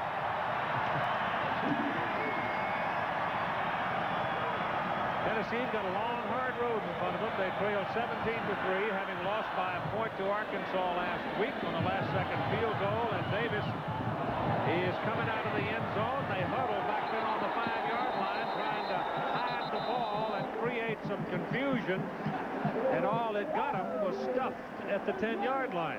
Where did that play come? Johnny Major's playbook or what? This is the first half statistics. Total plays almost 2-1 in favor of Alabama. First downs only 3 for Tennessee. Then you go on down the Alabama rushing 214, only 15 yards passing for Alabama in the time of possession. 2-1 in favor of Alabama. No turnovers so far in the first half. And the Volunteers start this offensive possession with very poor field position. Schuler keeps it, lets it fly down the field, and there's a push by the would-be receiver on the defender. Corey Fleming gave George Teague a pretty good push and got away with it, but he still couldn't make the catch because Teague had him sealed away, would let him come back in toward the ball. Top right of your screen, take a look at the push right there in the back. 2 plays so far in the second half. One was a kind of a gimmick on the kickoff return, and the first play from scrimmage, a long pass. And it's second down and 10. Schuler back, pressure coming, dumps it off in a hurry. Ball is thrown to Charlie Garner, the tailback, and Garner will get a couple of yards, and that's all. And once again, it's Eric Curry coming. Curry came into the game today with 19 career sacks. He's a roommate of John Copeland, the other defensive end who is causing all the problems for Tennessee and Schuler today. Volunteers 1 out of 5 on third down conversions today. They run it. This is Garner dancing around, and he's just short of his first down. He's a yard short of the first down, and we check in with Jack Arute. Keith, not surprisingly, Johnny Majors, all he wanted to talk about was the Alabama defense in the locker room. He said, we've got to keep it better. We've got to get more yardage on our first down. Conversely, he said, we also have to play better defense against them. We've got to shut their running game down. What I found interesting came out of the Alabama sidelines in the locker room. Gene Stallings addressed his team, and he said, gentlemen, we've got 30 minutes to play, but a lifetime to remember it. It's Alabama, Tennessee. One of those moments in your 4-year career that you savor. They will not go on 4th and a yard. Probably, in light of the Alabama defense today, would be foolish, and so they will punt it out of there. Joey Chapman. David Palmer waits. Pretty good kick. But it's into the sidelines, deep into the sidelines, and so as a result, not that good as far as yardage is concerned, because they mark it out of bounds on the Tennessee 47. Only 28 yards. The ball was high and it was long, but the angle was bad. Well, I don't understand why a left footer would kick to the left sideline, because if you shank it, it's really going to go out wide. I understand them kicking away from Palmer, but you would think if you're left-footed, you'd kick crossways and try to kick it out on the right side. Alabama opens with Barker at quarterback, as you'd expect, and Lassick behind him, and Alabama comes out throwing across the field to David Palmer, and he is caught from behind and dragged down by Ben Talley, who has played a very good ball game for Tennessee at the outside linebacker post. And Palmer, Keith, is just dangerous as Barker completes his second pass. It's his third pass of the day.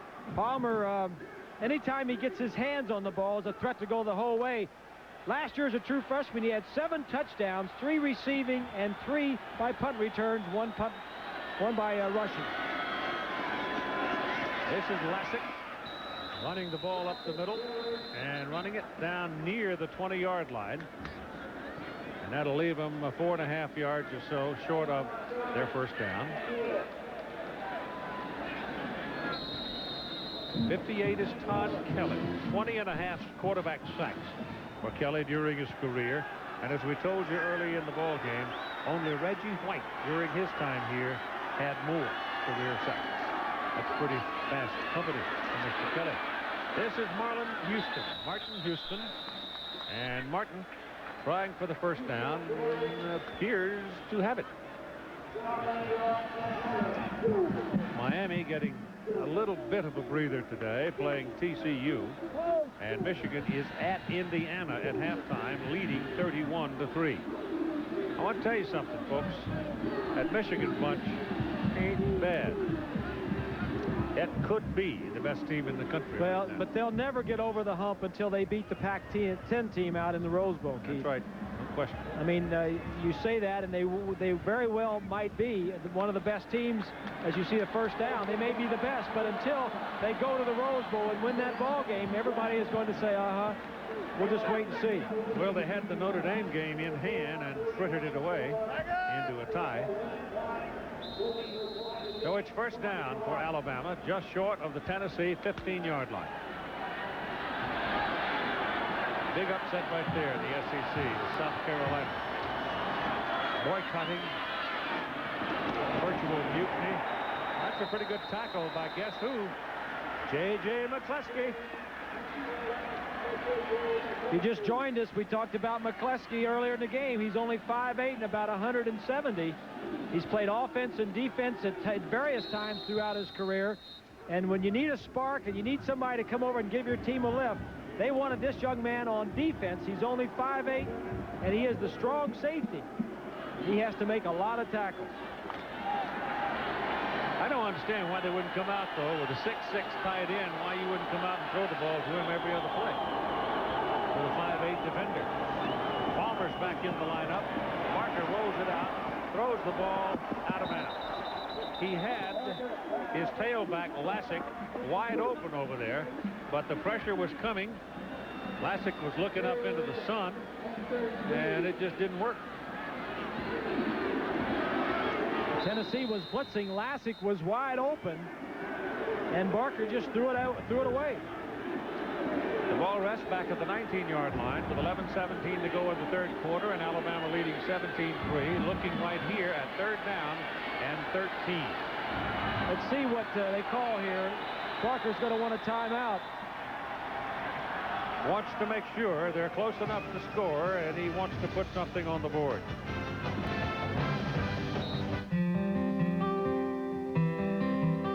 Chevrolet announces just about the last thing you'd expect from a car company: lower prices. Believe it or not, this is for real. Chevrolet is lowering the price of every new 1993 Cavalier Coupe, sedan, wagon, and Z24 Coupe. No gimmicks or hassles, just straight talk and lower prices. Surprised?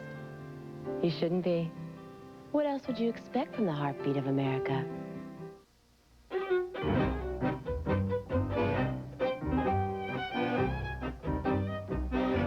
These extinct relics of American business remind us that waste and inefficiency don't pay. And that while perhaps it used to be impressive to throw money around, today it's more impressive not to. A timely reminder from the only company that guarantees 10:30 overnight delivery for up to 40% less, UPS. Hitachi. Oh, wait, I should know what they make. I mean, I shop all the time. Hitachi makes escalators and 20,000 other sophisticated products. Hitachi. She's trapped by terrorists. Her only hope is a cook. Oh, God, we're gonna die. Steven Seagal, Tommy Lee Jones, an adventure that's this year's most exciting motion picture event, Under Siege, rated R, now playing at a theater near you. In the AFC Central, nothing comes easy. The Cincinnati Bengals roar into Pittsburgh to battle the Steelers. Live on ABC's Monday Night Football. Back in the days when a mere 70,000 came to Neyland Stadium, we had that kind of a view up the Tennessee River looking into the Smokies. And then they made the house bigger and bigger. Now you've got nearly 100,000 in here, and you can't see anything but folks. And it's third down. Parker back. Pressure coming. Great play. Great defensive play by 58 Todd Kelly. And James Wilson, 72. 58. Making his first sack of the day. Came in with 9, leading the team. And the two defensive ends meet in the backfield with the quarterback in between them. It looks like Wilson was shaken up a little bit. Michael Proctor is in for a 45-yard field goal try after the sack.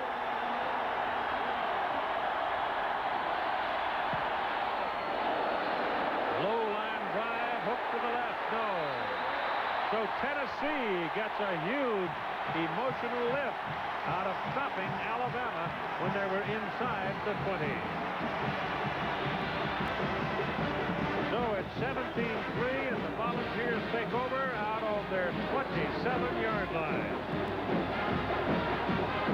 Next Saturday, that's the lineup for you. The ACC game is Georgia Tech at North Carolina. The Pac-10 game is still to be decided. You might also check your local cable operator for the pay-per-view game or games that might be available to you. Tennessee to the attack now. The ball is handed away to James Stewart, and we're about 8 floors up, and you could hear that and almost feel that collision up here. It was John Copeland, 94.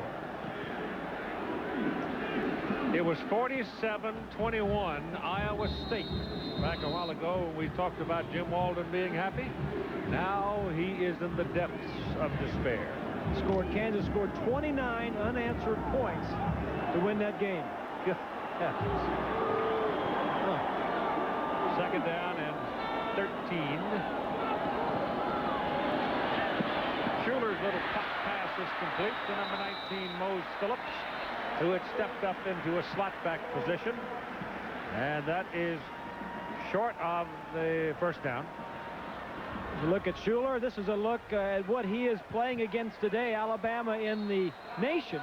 They're first in total defense, first against the run, and first in scoring defense, and second in pass defense. They give up an average of 6 points per game. 3rd down and 5. They got him.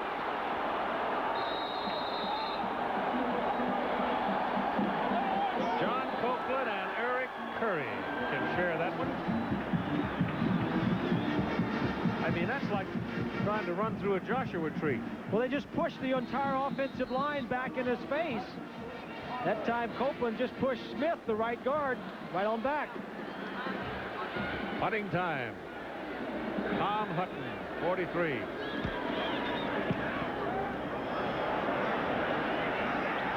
Palmer. Look at those feet. 31-yard line. 43-yard punt, 4-yard return. 8.5 minutes to go, 3rd quarter. 17-3, Alabama leads. She doesn't want to go back to work for a while. She likes staying home with the baby. How old's the baby now? She's 2 months old tomorrow. I swear she's a genius. Yeah. No catchy jingles. Look. She looks No just like images of snow-capped mountains. She got lucky, I guess. No rock stars. You want another Heineken? Yeah. No sports stars.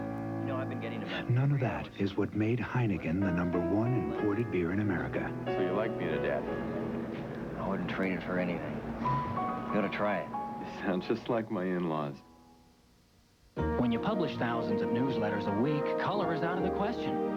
Invest in the fastest highlight color laser printer and come to a different conclusion. Intelligent color for any document, only from Xerox. Our sales figures were confusing. No one understood them. With our digital color copier, you get the clarity of color with the stroke of a pen and touch of a screen. Intelligent color for any document, only from Xerox. Putting it together.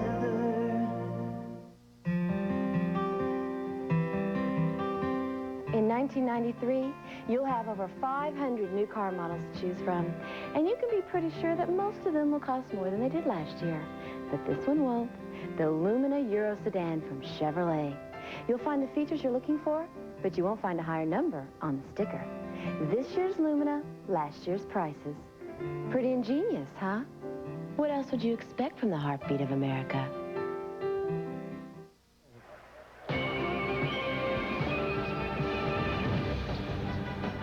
The Volunteer statue, dedicated 1967, located in a circle park about a block from the stadium.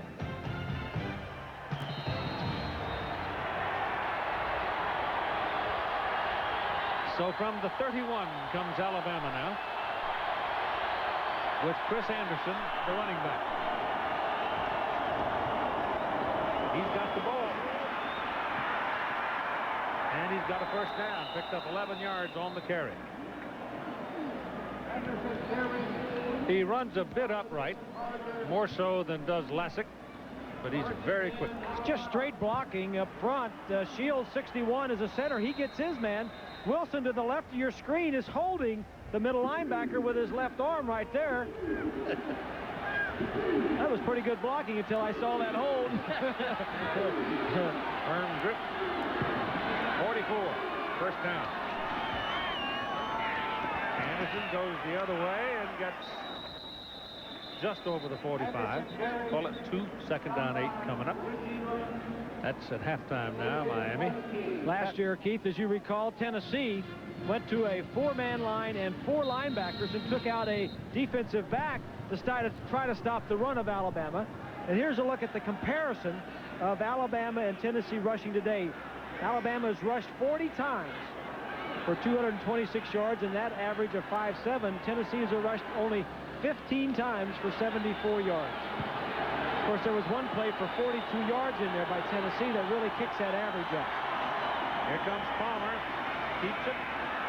Faked it to Kevin Lee and kept it and turned it to midfield. And we go to John Saunders in New York. Keith, Washington State had lost the lead at halftime, but then on the kickoff to start the second half, Deron Pointer picks it up on his own 3. From there, a couple of nifty moves, follows the blocking, and to the end zone. 97 yards, Washington State with the lead.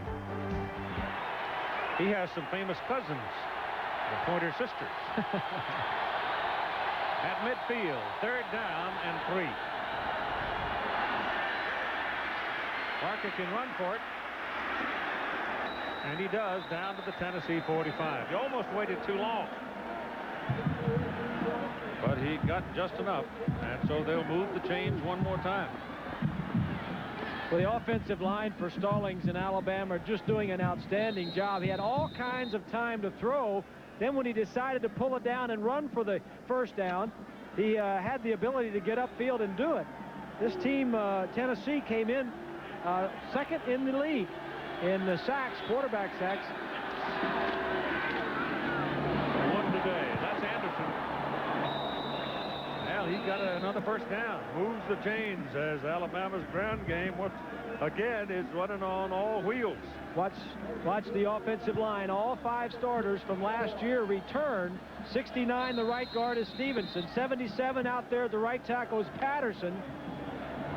The tight end, 83, is Buskey. And not until he gets 6 or 7 yards into the secondary does he run into a defender. Somebody picked off that backer Jester in there, too, and opened the daylight for it. This is Houston.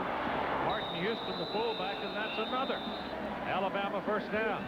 It's a kind of running game that not only marches the chains down the field, but gobbles up the clock. As I mentioned earlier, Tennessee lost 10 defensive starters from last year's team. I'm a little bit surprised that Tennessee doesn't go to a 5-man defensive line or to that 4-man, 4 linebacker, 3 defensive back look to stop the run, to stop the Alabama run at any cost and force them to throw the football. Ball resting just at the 24-yard line now for the first down. And Lassick checks back into the lineup.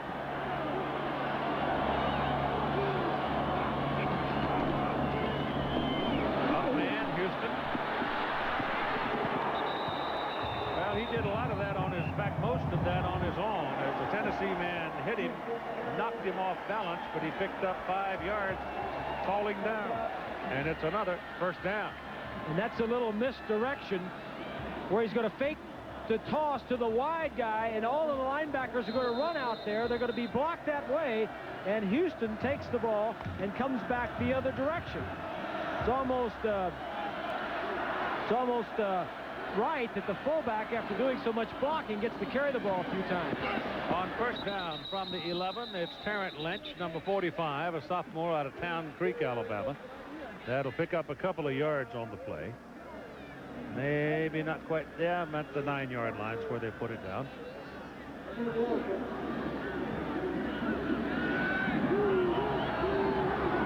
That Arizona bunch is making some noise out on the West Coast today, too.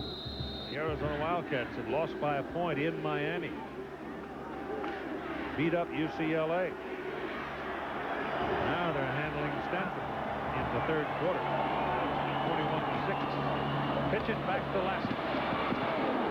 I'll tell you what, when he gets turned back upfield, he lays a lick on you for a 190-pounder. He moved the stack a yard after he hit him. And the ball is resting right about the 5. There's its score. Maybe a 45-yard touchdown run. Now in the third quarter, number 8 Stanford's got a problem with that Arizona defense, the way they've been playing. Arizona plays Washington November 7th. Third down and 4. Fullback, Houston, trying to cut it back the other way. Also at the same time trying to wrap both arms firmly around the ball. And you lose a little bit of your agility when you have to do that. It's fourth down and about 2, and the players want to go.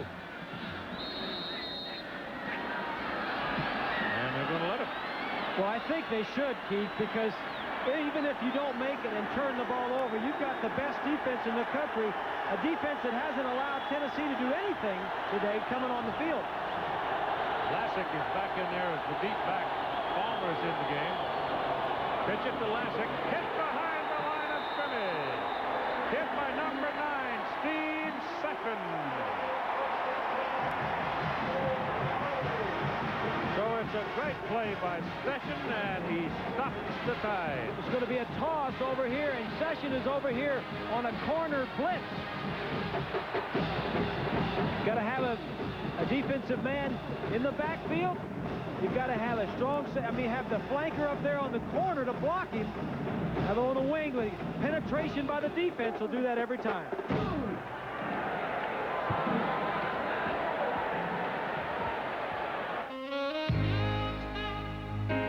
This isn't your typical car commercial. There's no beautiful scenery, no winding roads. Hey, there's not even a car. But there is news. Geo is lowering prices on the Metro Coupe, sedan, and the XFI. So now the car that gets the highest gas mileage in America is also the car with the lowest price, which is pretty beautiful, even without pictures. Get to know Geo Metro at your Chevrolet Geo dealers.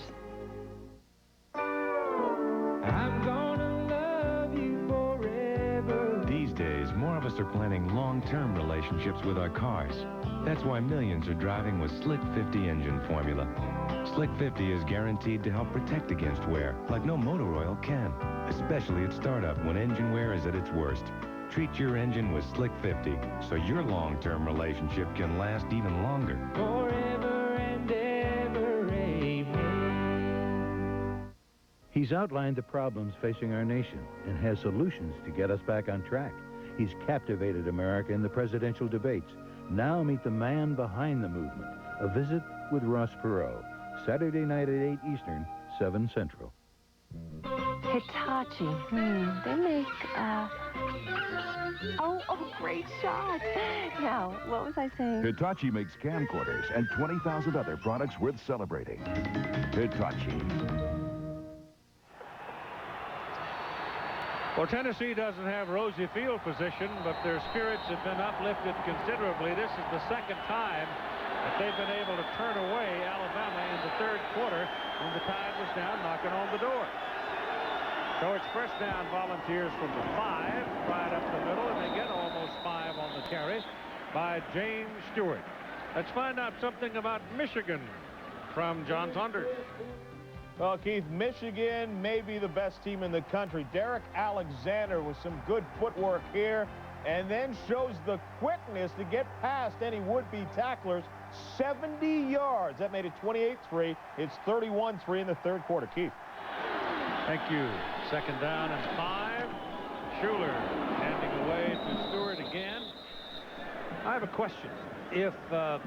If Derek Alexander had been healthy last year at the University of Michigan, I wonder if Desmond Howard would have won the Heisman Trophy. Well, he and Desmond Howard went to Michigan at the same time, both highly regarded wide receivers, and I would say that probably wouldn't have happened. He wouldn't have won the Heisman because it would have spread it around. You know how it would have been spread around. Spread them around. Alexander's a little bigger target, actually. Third down and 3 for the Volunteers. They need something good to happen for them. They're in trouble. The pass, good. Caught by Faulkner. Schuler drilled him. Faulkner took the punishment and held on to the ball. First down for the Volunteers, up around the 28. You're having trouble with your quarterback's protection. Get him outside the pocket. The receiver here is going to go down and break to the inside. Plan was keep him on the move. He likes to roll out, get him away from the rush. Great hit there by the safety. And a first down. Not too many third down, first downs for Tennessee against Alabama here today. That pass is almost intercepted. Chris Donnelly almost came away with that one because Schuler never got his shoulder squared away up the field. He was outside the pocket again. Again, that's what they want to do. Take a look at Alabama defensively today. There's been no turnovers in the games. 1 sack. Third down conversions for Tennessee, only 2 of 8. And 3 plays and out on drives. They've had 8 drives, and 6 of the 8 times they've had the ball 3 plays and out. Second and 10.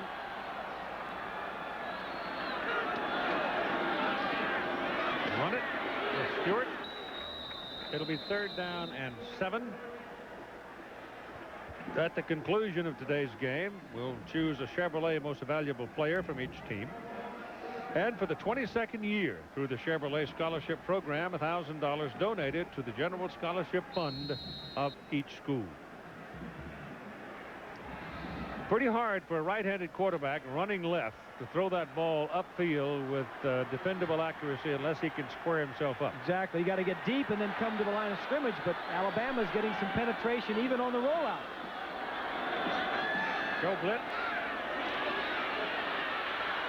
goes down hard. The pass is away, and the pass is incomplete, intended for Corey Fleming, and Derek Oden just unloaded on him. He didn't drive him into the ground because that would have been a foul. And he had a man wide open, too. He's going to blitz. The receiver here is going to come down and break to the inside. Take a look at how wide open he is. This is a chance that Tennessee has had the right play called on in several instances, and the timing has just not been right. Alabama too quick and fast. That disrupts your timing. Hutton to punt.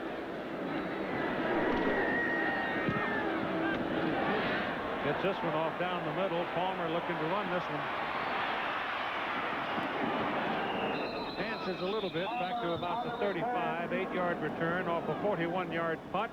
And 57 seconds to play in the third quarter. There was a major upset today in the SEC. South Carolina rebounding mightily to beat Mississippi State 21-6. Ole Miss and Arkansas and Kentucky LSU play tonight. Of course, it was Arkansas that had the big upset last week here in this stadium. Anderson, one back for Alabama now. Number 35, drops the ball, picks it up, and is finally brought down at the 30. This entire stadium came up for a minute because they were scared to death he was going to take off and make something big happen. Ball was handed to him a little bit high. He's going to turn around and run. There's going to be a great block here by one of the offensive linemen of Alabama coming back. Patterson. Right there to the right of your screen. And McCluskey, the smallest man on the field, again makes the tackle. Derek Lassick again is the deep back. Has the ball on the screen. And runs it up across the 35 to near the 37. And time has expired in quarter number 3. So after 3, 17-3 Alabama. We'll be back for the final quarter after this message and the word from our ABC station. Most people know State Farm sells car and homeowners insurance. Some people don't know State Farm sells life insurance too. I'm State Farm agent Cecil Burt. Our life insurance policies, our prices, and our financial ability to deliver on our promises, plus the good neighbor service State Farm agents are famous for, have made State Farm one of the largest of all life insurance companies and an outstanding life insurance value. State Farm sells life insurance. In the beginning, there was only one vehicle of its kind. Today, it's the only one to combine a lease this powerful with one this secure, this comfortable, and this affordable. The extraordinary Chevy S-Blazer lease plan. From the extraordinary vehicle that originated the species, Chevy Blazer. Sunday. I'm difficult. It's challenging, I'm too structured. I'm completely closed off. but in a good way. Billy Crystal and Meg Ryan, When Harry Met Sally, Sunday.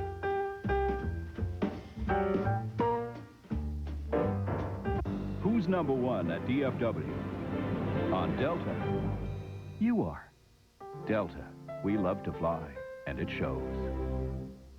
See the March of Dimes Pepsi Corridors of Terror Haunted House at 3 locations: Wet n Wild LBJ, Wet n Wild Arlington, and I-30 at Forest Park in Fort Worth, in the spirit of Texas. Welcome. How did the incredible universe begin? With a big bang, followed by an incredible 160,000 square feet of space, which was filled with all the electronics, computers, appliances, and music in the world, all at incredible low prices. Incredible universe. It's not just a store, it's cosmically fun. Register to win the world's largest van for its size, the 1993 Volkswagen Eurovan GL, the universe's newest concept in spacious travel. If it's not in the universe, it doesn't exist. Who's number one at DFW? On Delta, you are. Delta. We love to fly, and it shows. The controversy over the marketing of Malcolm X on Entertainment Tonight.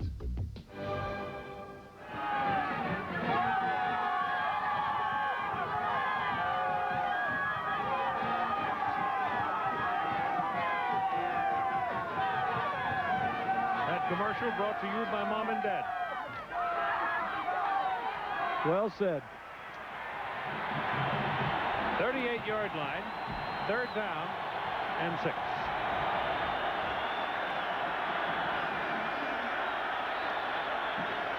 Anderson, nothing doing this time.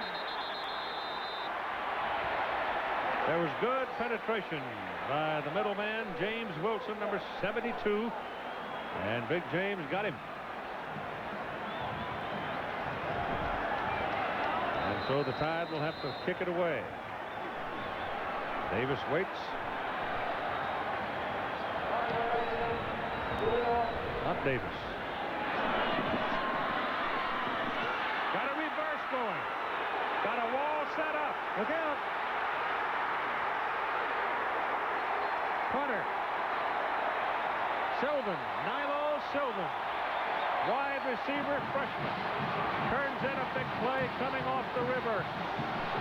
The ball was taken by number 83. A different man had gone back to field it.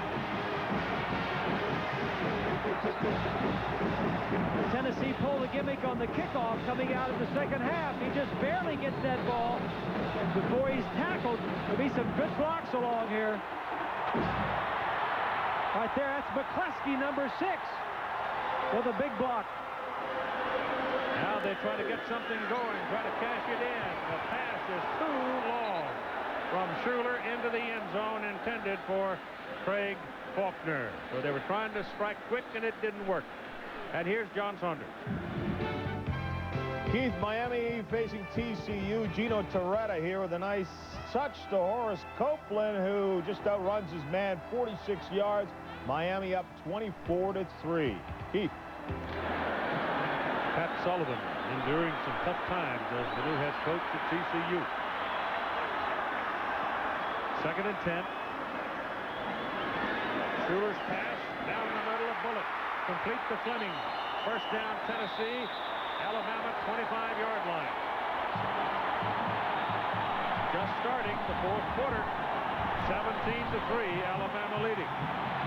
Play action pass. Get the quarterback out of the pocket. You can't sit in there against Alabama.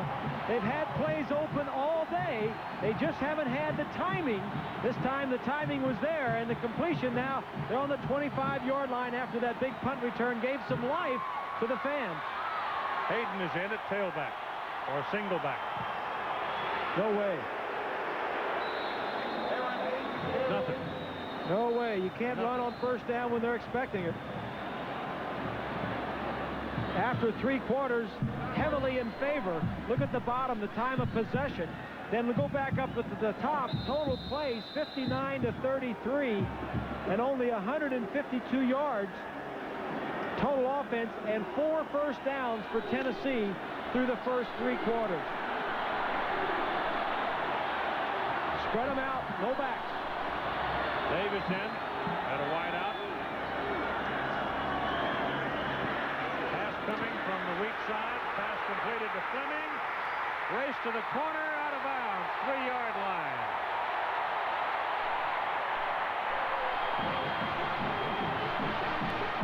Alabama man shaken up on the sideline. Chris Donnelly. This is almost a naked screen.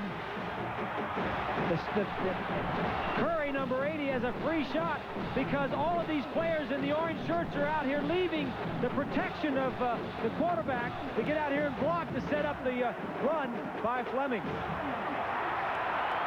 First and goal, Tennessee. Stewart and Brunson line up in the backfield. Schuler's pass. Touchdown. David Horn.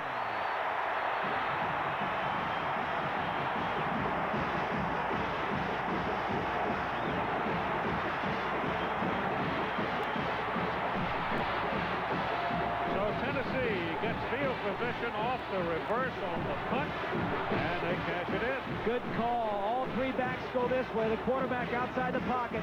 Tight end over here is going to slip into the back of the end zone. It's a good call because first down is the best down to throw the ball on play action. Schuler rose. His mobility and arm strength gets the ball into the end zone. Horn came down with just enough to make it count. The kick is good by Becksport. And with 12 minutes and 53 seconds to play, we still have a contest. 17-10, Alabama.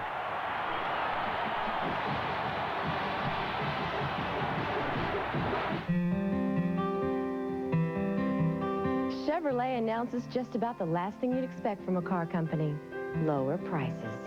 Believe it or not, this is for real. Chevrolet is lowering the price of every new 1993 Cavalier Coupe, sedan, wagon, and Z24 Coupe. No gimmicks or hassles, just straight talk and lower prices. Surprised? You shouldn't be. What else would you expect from the heartbeat of America? The Postal Service would like to present 2-day priority mail. That's delivery in just 2 days of up to 2 pounds for just $2.90. Remember, 2 days, 2 pounds, $2.90. 2-day priority mail from your Postal Service. We deliver for you. For pickup service, call 1-800-222-1811. Excuse me, the printer on your desk there, it's an HP LaserJet. Why? Never really thought about it.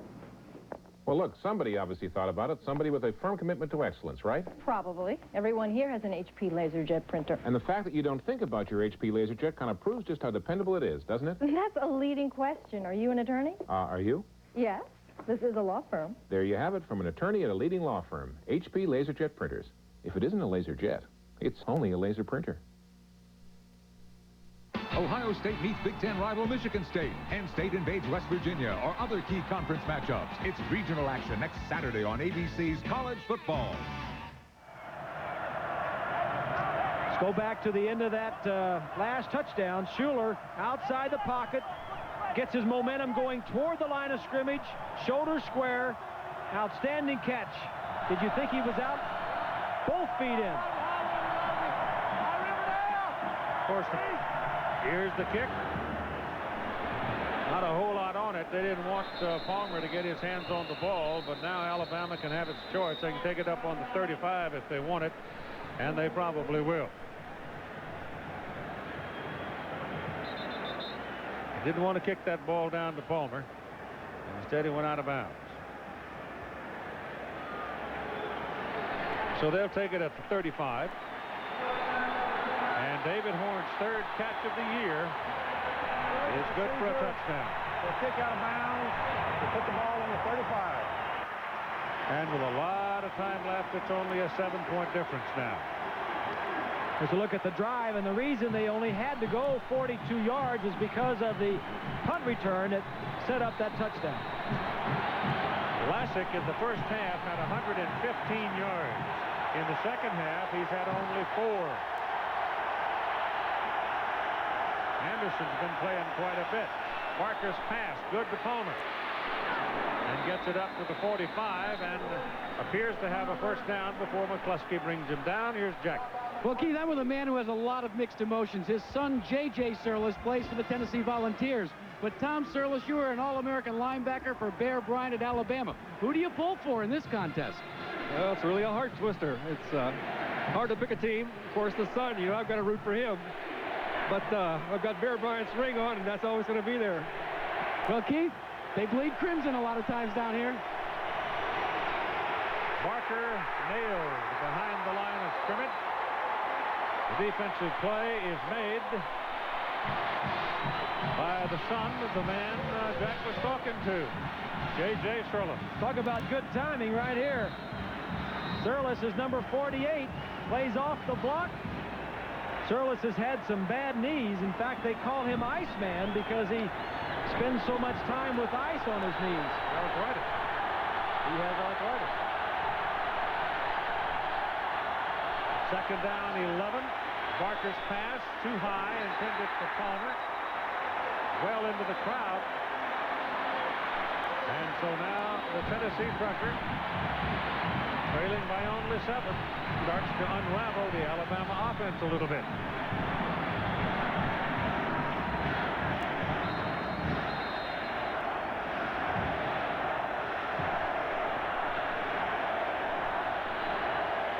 This is a loud stadium, but Alabama has always done well up here. In fact, they've won 8 of the last 10 times they've come to Neyland Stadium.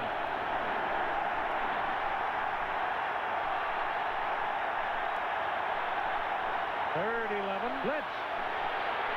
Barker cannot get rid of it. James Wilson for Tennessee.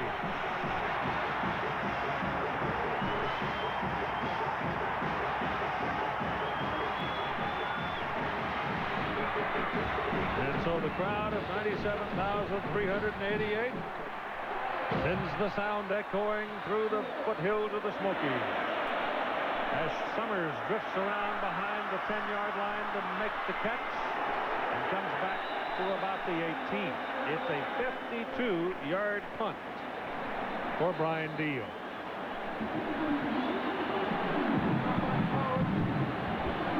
Well, he has really been outstanding Meantime, today. there's a penalty flag back up near midfield. So let's wait a minute and see what's going on. Well, but Alabama doesn't want to kick it again. Deal has been outstanding.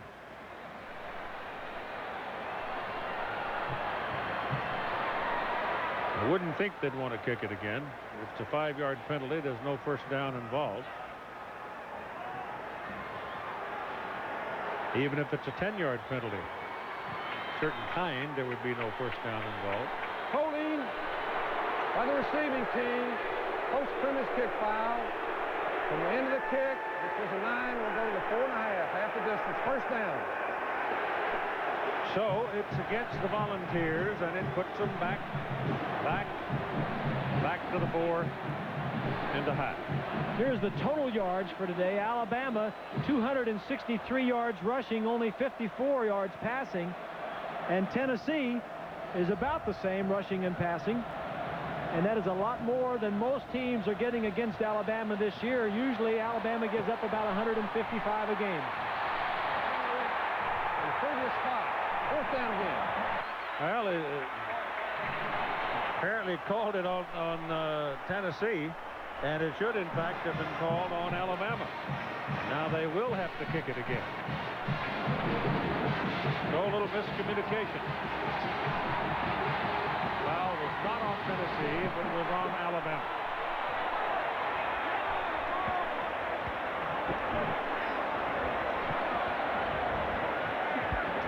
So the players have a little, not the only ones having a little trouble down on the field communicating in all this noise.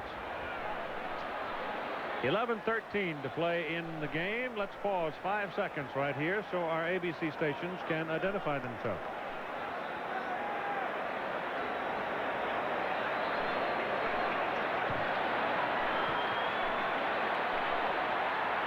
The ball resting. This is Channel 8, WFAA-TV, Dallas-Fort Worth. And Deal will kick it, and Summers will try to return it. Summers, Keith, does have a punt return for a touchdown this year. This time he's going to get the ball a lot different place. That was almost blocked. Almost blocked. Summers will get it back to near midfield. Brought down at the 48-yard line of Alabama. And J.J. McCluskey came within an eyelash of blocking that kick. Here's Jack. Keith, we've been measuring the noise all afternoon, and this is the loudest it's been in the Volunteer Stadium all day. It's up over 110 dB. That's louder than rock music that's amplified like going to a rock concert. And they are rapidly approaching the figure of decibel level that makes rivaling jet aircraft. You can't hear yourself down here. 36-yard difference as a result of that holding. The two punts. Yeah. Schuler gets the heat. Pass is deflected. And Schuler is deflated and is laying down flat on the ground. Tennessee quarterback was caught, pinched, and just level. Number 11, the bottom of your screen, a free shot. He saw the man coming from the front side, but he didn't see the man from the back. I think his lights went out, Keith. He got a pretty good wallop. Colquitt is the backup. Jerry talking there on the sidelines, and Schuler's going to have to come out. He's woozy, and Colquitt will go into the ball game. He's another baby with a pretty good arm on him, but Heath Schuler is woozy. Tennessee doing what got him down there the last drive, and that is play-action pass on first down. They just didn't have enough to block everybody. He's down at the 45, run down by Derek Oden. Yes, indeed. This is good defensive. Well, it's just tough hitting ball game, too. They knocked Schuler out of the ball game, as you see him right there. He probably doesn't know where he is right now. He may have a slight concussion. The fact is, it's a tough situation for a backup quarterback to come in, not warmed up, and try to move your ball club against the team that's the best in the nation defensively. Colquitt is looking at 3rd down and 13. Dropped the ball, picks it up, takes off. Sandwich. Michael Rogers was the principal hitter on the play. So Colquitt gets a taste of the Alabama action on the defensive side of the ball. And the Volunteers kicking team will come on.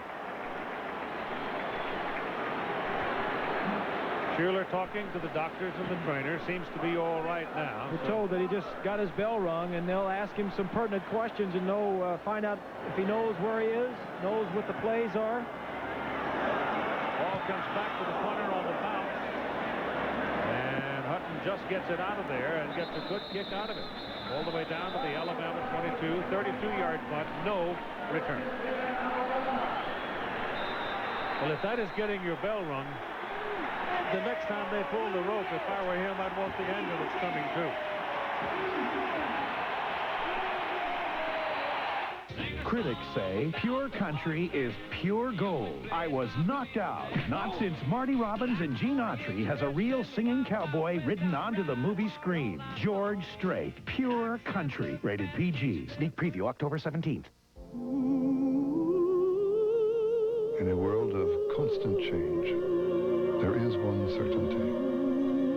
The financial strength of the rock. The Prudential Rock Solid. Autumn, a time when trees cast new colors. A time for sharing warmth. And at McDonald's, we're doing just that. Sharing the warmth of our new oven-baked apple pies. A cinnamon-dusted crust with golden delicious apple filling. And now when you buy one, your local McDonald's donates 25 cents to Ronald McDonald Children's Charities, who bring warmth and hope to kids everywhere. Try our new baked apple pie. It's a delicious way to warm your heart. In 1993, you'll have over 500 new car models to choose from, and you can be pretty sure that most of them will cost more than they did last year. But this one won't. The Lumina Euro Sedan from Chevrolet. You'll find the features you're looking for, but you won't find a higher number on the sticker. This year's Lumina, last year's prices. Pretty ingenious, huh? What else would you expect from the heartbeat of America?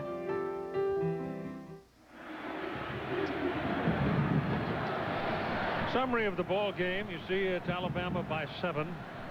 The game has not been that close, really.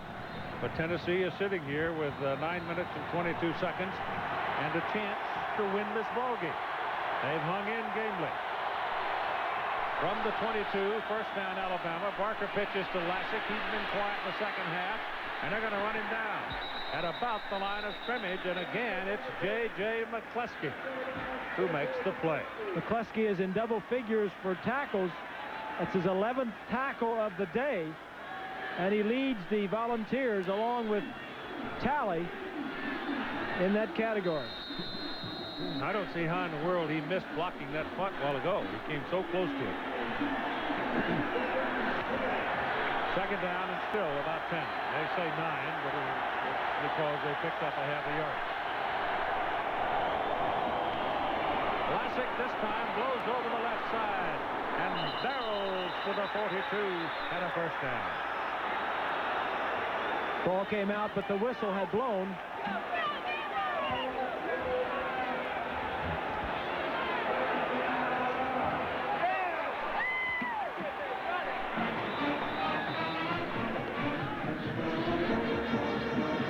They're double teaming. They have double teamed the nose tackle all day long.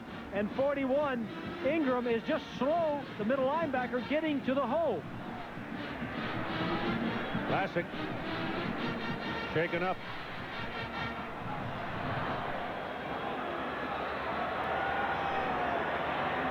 I think, again, the case of just not being sure where he is. Can't get his legs to work. Sometimes you know where you are, but you still can't get your legs to work when you've taken a lick like that, and he was hit. You see Derek's totals on the day. He'll have to leave the ball game for a little while.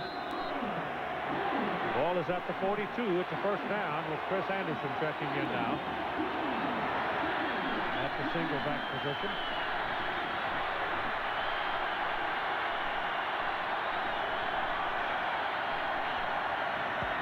Little delay, hand the ball off to Houston. And Houston's going to have another Alabama first down as he takes the ball all the way down to the 45-yard line. He's got to be hurt, too, Keith. McCluskey just lowered a boom, and he was being held on to by one of the Tennessee Volunteers, and McCluskey gets a free shot. McCluskey, 5'8", 170 pounds. Right there. That was Smith, number 3, that was fighting to hang on, and McCluskey. I tell you what, J.J. is running pretty high on the MVP list right now, the way he's been playing today. Flying all over the place. Clock stopped, 8:41 to go in the game. Our instructions had an error, and 1,000 orders were due Friday. With the speed of a Xerox digital color copier, you'll get this order on the road again. Intelligent color for any document, only from Xerox. We'd like color in our copies, but what small business can afford it? With Xerox Highlight Color, concerns about the cost of color disappear with just a touch. Intelligent color for any document, only from Xerox. Putting it together like a rock. I got an 88 Chevrolet Silverado with 304,000 miles. I drive it to work, 125 miles one way to work, 304,000 miles, still rolling. This is the 1986 Chevrolet Scottsdale. The truck has now 577,000 miles on it. It always gives me my dollar when I needed my dollar. Chevrolet, the most dependable, longest-lasting trucks on the road. Keep tires on it, keep gas in it, it'll go.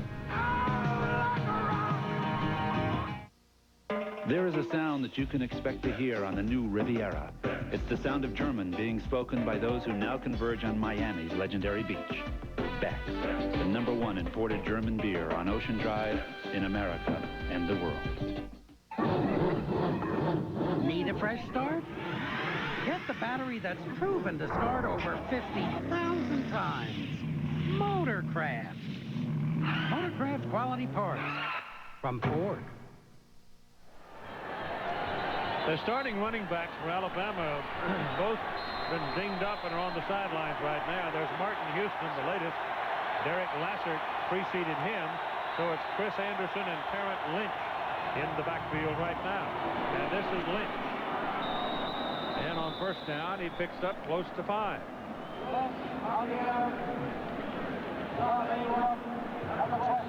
Next Sunday, International Figure Skating Spectacular on ABC Sports. Olympic medalist Nancy Kerrigan, top American Todd Eldridge, and Kala Urbanski and Rocky Marble compete against some of the world's hot young stars. Sudafed Skate America International next Sunday, 4 Eastern, 3 Pacific on ABC Sports. Vlasic and Houston are back now for Alabama, and this is Vlasic carrying the ball. And they'll be looking at third down and a long 2. One big upset in the SEC today. That was South Carolina upending the Mississippi State Maroons. And that gives Alabama a little breathing room. They have to go down to Starkville later on in the season. They'll have if they win this one, they'll have a 2-game edge as you look at Mal Moore wanting a timeout to talk about it. They see him. He didn't have the right people for what they were calling, and so they spend a timeout.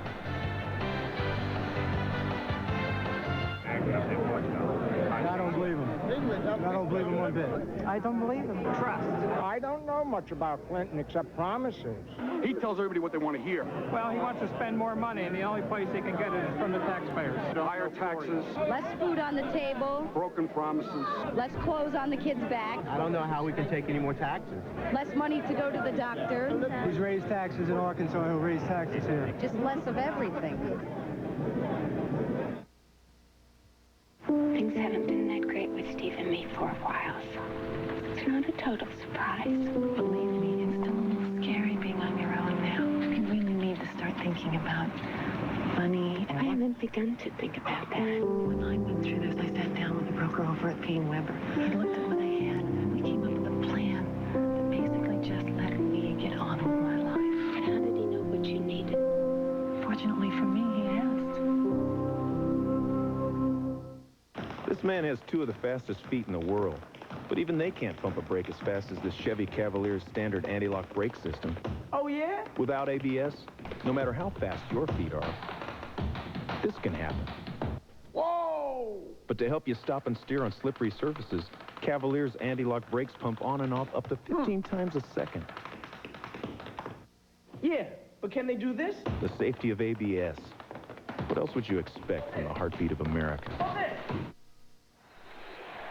Well, let's consider the circumstances now with 7:22 to play in the game. Alabama has 1 timeout remaining. It's 3rd down and 2. They lead by 7, 17 to 10. They wanted to make sure they got the right people in the right place at the right time. They give the ball to Houston.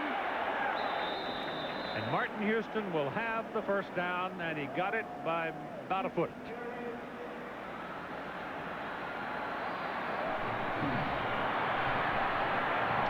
So that's a big play in this ball game right there. That's the outside linebacker, and that is not the way to play outside linebacker. You do not run around the block. He ran around the block right there, a 45 Lynch. You got to take on that block so you don't open up a huge hole, especially on 3rd down. So they take Lynch out now and put Lassick back in on 1st down at the Tennessee 35 and give Lassick the ball. And he'll pick up a yard. Tackled by J.J. Surlis out of Mount Pleasant, Pennsylvania. Tennessee defense, Keith. We talked about them a little bit earlier. Wisconsin came back to beat the Oilers. I see that. We mentioned that the Tennessee defense lost 10 starters. 6 of them were drafted. 4 of them were in the top 3 rounds of the NFL draft. They lost Chuck Smith to Chris Mims in the 1st round. Dale Carter was a 1st-round selection. So Johnny Majors lost a lot of talent on that defense, and you just don't plug some new guys in immediately and expect them to play.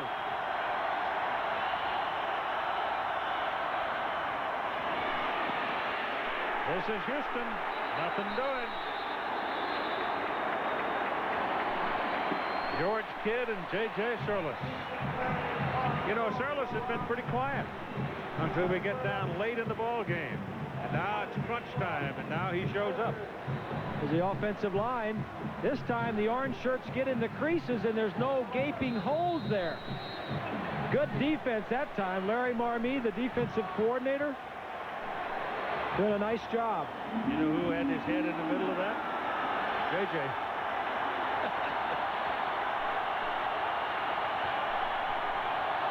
Third down and 10.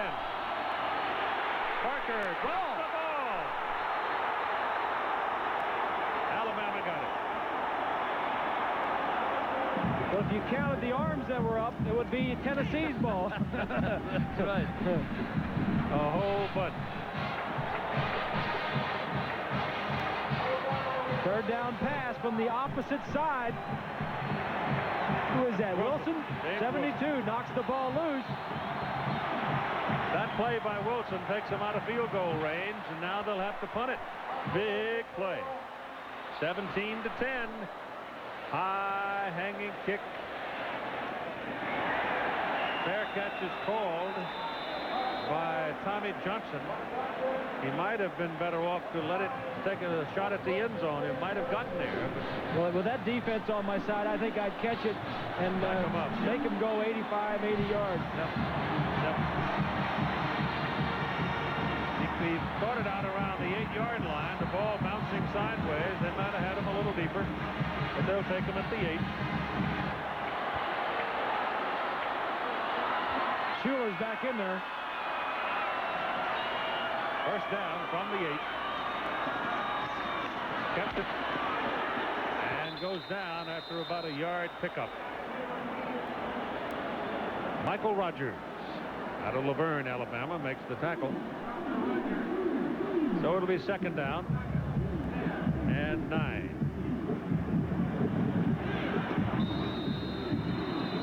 Thrifty Carville postgame report with scores and highlights across the country as time permits following the ball game. And on second down and 9, Schuler brings him up with a single back and Aaron Hayden throws it quickly. Faulkner short of the first down. Stopped a yard and a half short of the first down. Watch the man out here. He's lined up over the receiver. He's going to blitz, and this is the man here that has to come all the way out to cover the receiver that's going to break out into the flat. This is the skies by Alabama. They send the corner that was over the slot. If this thing would have been timed out a little bit better, that could have been a big play. Third, close to 2, Schuler for the first down. So Heath Schuler, the sophomore from Bison City, asserting himself here in the late going. 3:50 to play in the ball game. And it's a first down for Tennessee up at their own 29-yard line.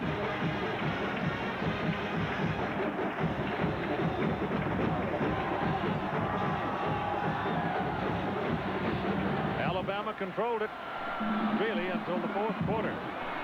Tennessee has made it very interesting. Bingo for number 98, James Gregory. It is Gregory, the nose tackle, getting that one. You just don't have a lot of time to make up your mind what you want to do. So many of these defensive linemen for Alabama, Gregory and Curry and Copeland, and now you see Gregory going out because it's a passing situation. They send in 2 better pass rushers than he is. You don't have a lot of time to make up your mind if you're the quarterback. Second down and 19-18 after the sack. And Schuler, short drop, starts to go, pressure coming. John Copeland, no chance. And that's 4 sacks.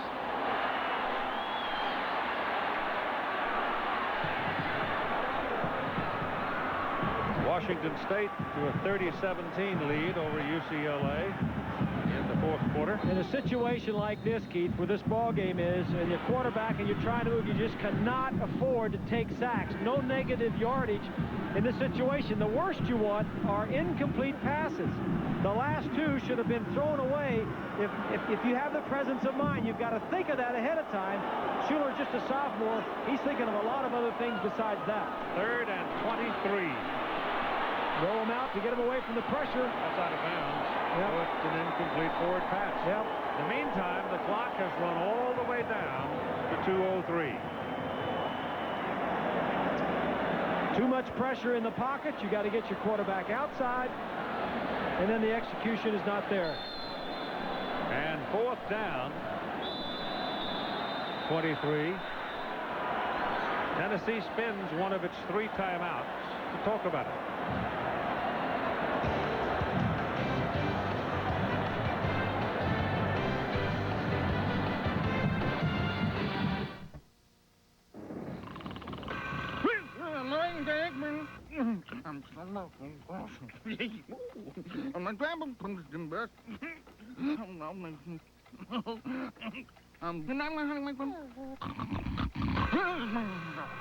The bright, invigorating scent of Coast. Discover how it wakes you up and jumpstarts your day. Up and at 'em. Coast, the eye-opener. You own some Zadcor, right? Think I should sell it? I got out weeks ago, right after my broker's firm downgraded the stock. Now don't tell me that your broker's still hot on it. Who knows? I use a discounter. A discounter? What do you think? Just because you know how to make money, you know how to invest it? Well, I just thought that, you know... I've got a terrific guy over at Payne Webber. Call him. Come on, how's some broker gonna know what's right for me? Go ask. I'm Frank Gifford, and this Monday night will be at Three Rivers Stadium for the Cincinnati Bengals and the Pittsburgh Steelers in a key AFC Central Division matchup. The Bengals, under new head coach David Shula, need a victory in this one. Meanwhile, the Steelers will be trying to stay close to Houston in the Central Division of the AFC. Monday Night Football from Pittsburgh, 9 o'clock Eastern Time. Be with us. It's the final debate. Why watch it here? Peter Jennings and ABC News, that's why. The final presidential debate, live Monday.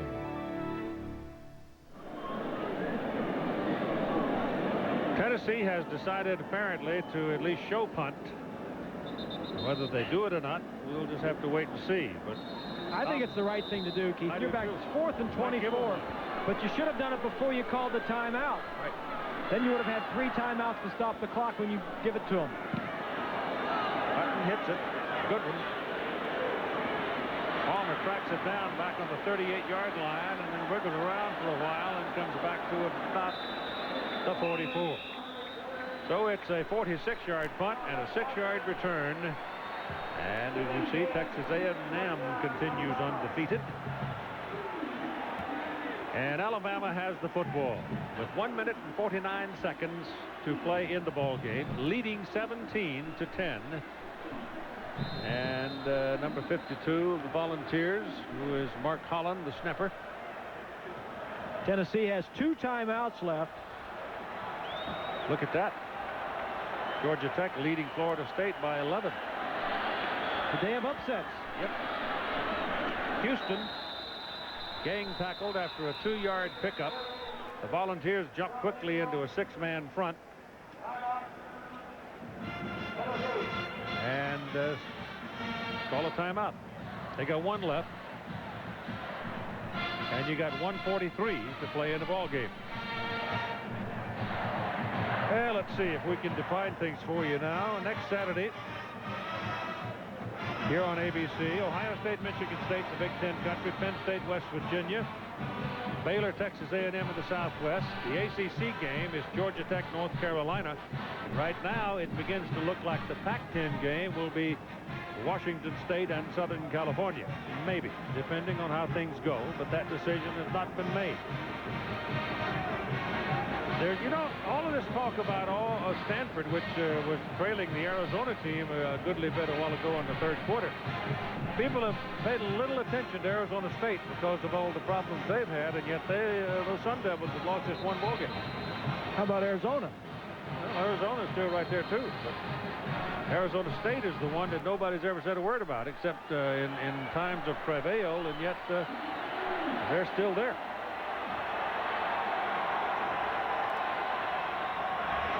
This is Martin Houston. Oh, he lost the ball. Tennessee has a drill. They work on it every day. The first man hits, the second man strips the ball. Tennessee's got it. They got their chance. 1:33 to play in the ball game. And Tennessee is going to have the football around the 48.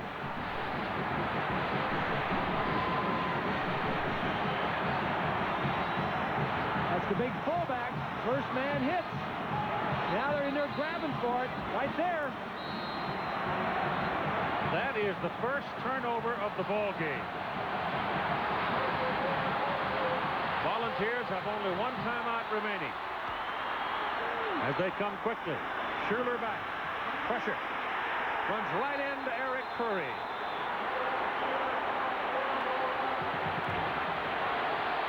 Defense is what got Alabama this far, and defense is what's been the strength of their ball club today. I don't care for how much they've run for. Look at the bottom. Number 80 is Eric Curry. He's just hanging around this time. He's letting London 55 do the rushing. Schuler, a young quarterback, needs to be able to dump the ball when nothing is there, Keith. Cannot take the sacks. And Tennessee has just spent its last time out.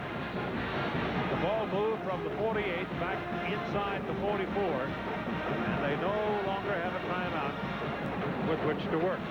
1:15 to play in this game. Gene Stallings worked with Tom Landry for 14 years at the Dallas Cowboys. He also worked with Bear Bryant. In fact, he was a player for Bear Bryant at Texas A&M, and says he learned organization from Landry, and he learned motivation and preparation from the Bear.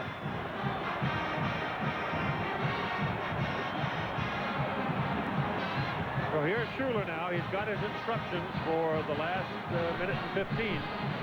See, Florida State, number 6, is losing.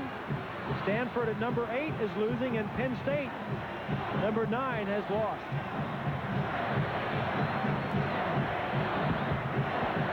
Tennessee needs to be in a position here, I would think, to try to run a no-huddle if they can. And they've got that ability. The thing they've got to go back to getting him outside the pocket. Play action and outside the pocket is what they've been doing. There's no threat of play action here, especially with no backs in the backfield. Spread them out. Pass down the middle, deflected, intercepted. Chris Donnelly makes the interception.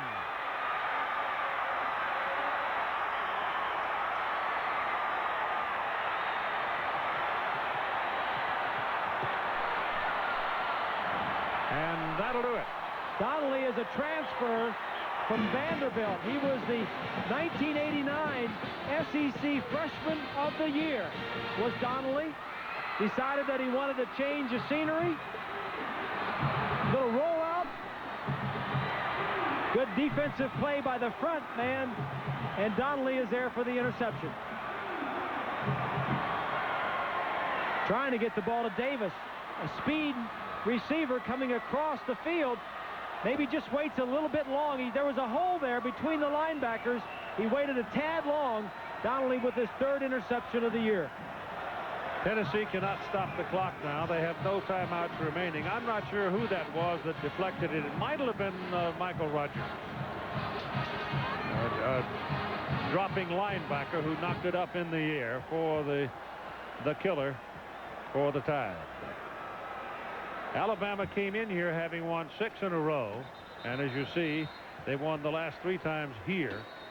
And listening around town since we've been here, they're on Johnny's case pretty good. Some of the other talk show this morning that was brutal. Well, Phil Fulmer filled in for Majors while he had his bypass surgery. 26 days after he had the surgery, he was back, but Fulmer had won 3 games, including one at Georgia and one against Florida. Well, the Alabama kids are enjoying it, and they've earned it. You know, coming in, Keith, I didn't know much about this Alabama team. They're ranked one of the top 5 or 6 in the country. So you take a look at Schuler, he'll get better. But the defense for Alabama and their offensive line and their running game has been outstanding. So the seconds will tick away.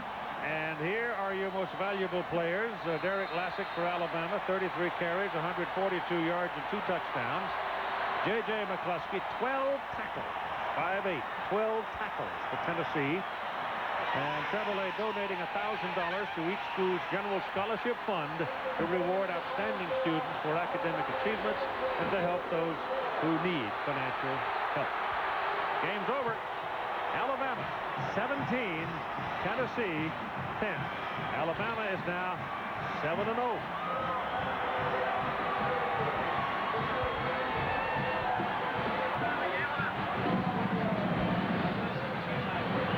We'll have some interviews from Neyland Stadium during the post-game show, but for the moment, the folks from Tuscaloosa are the happiest as they win by 7.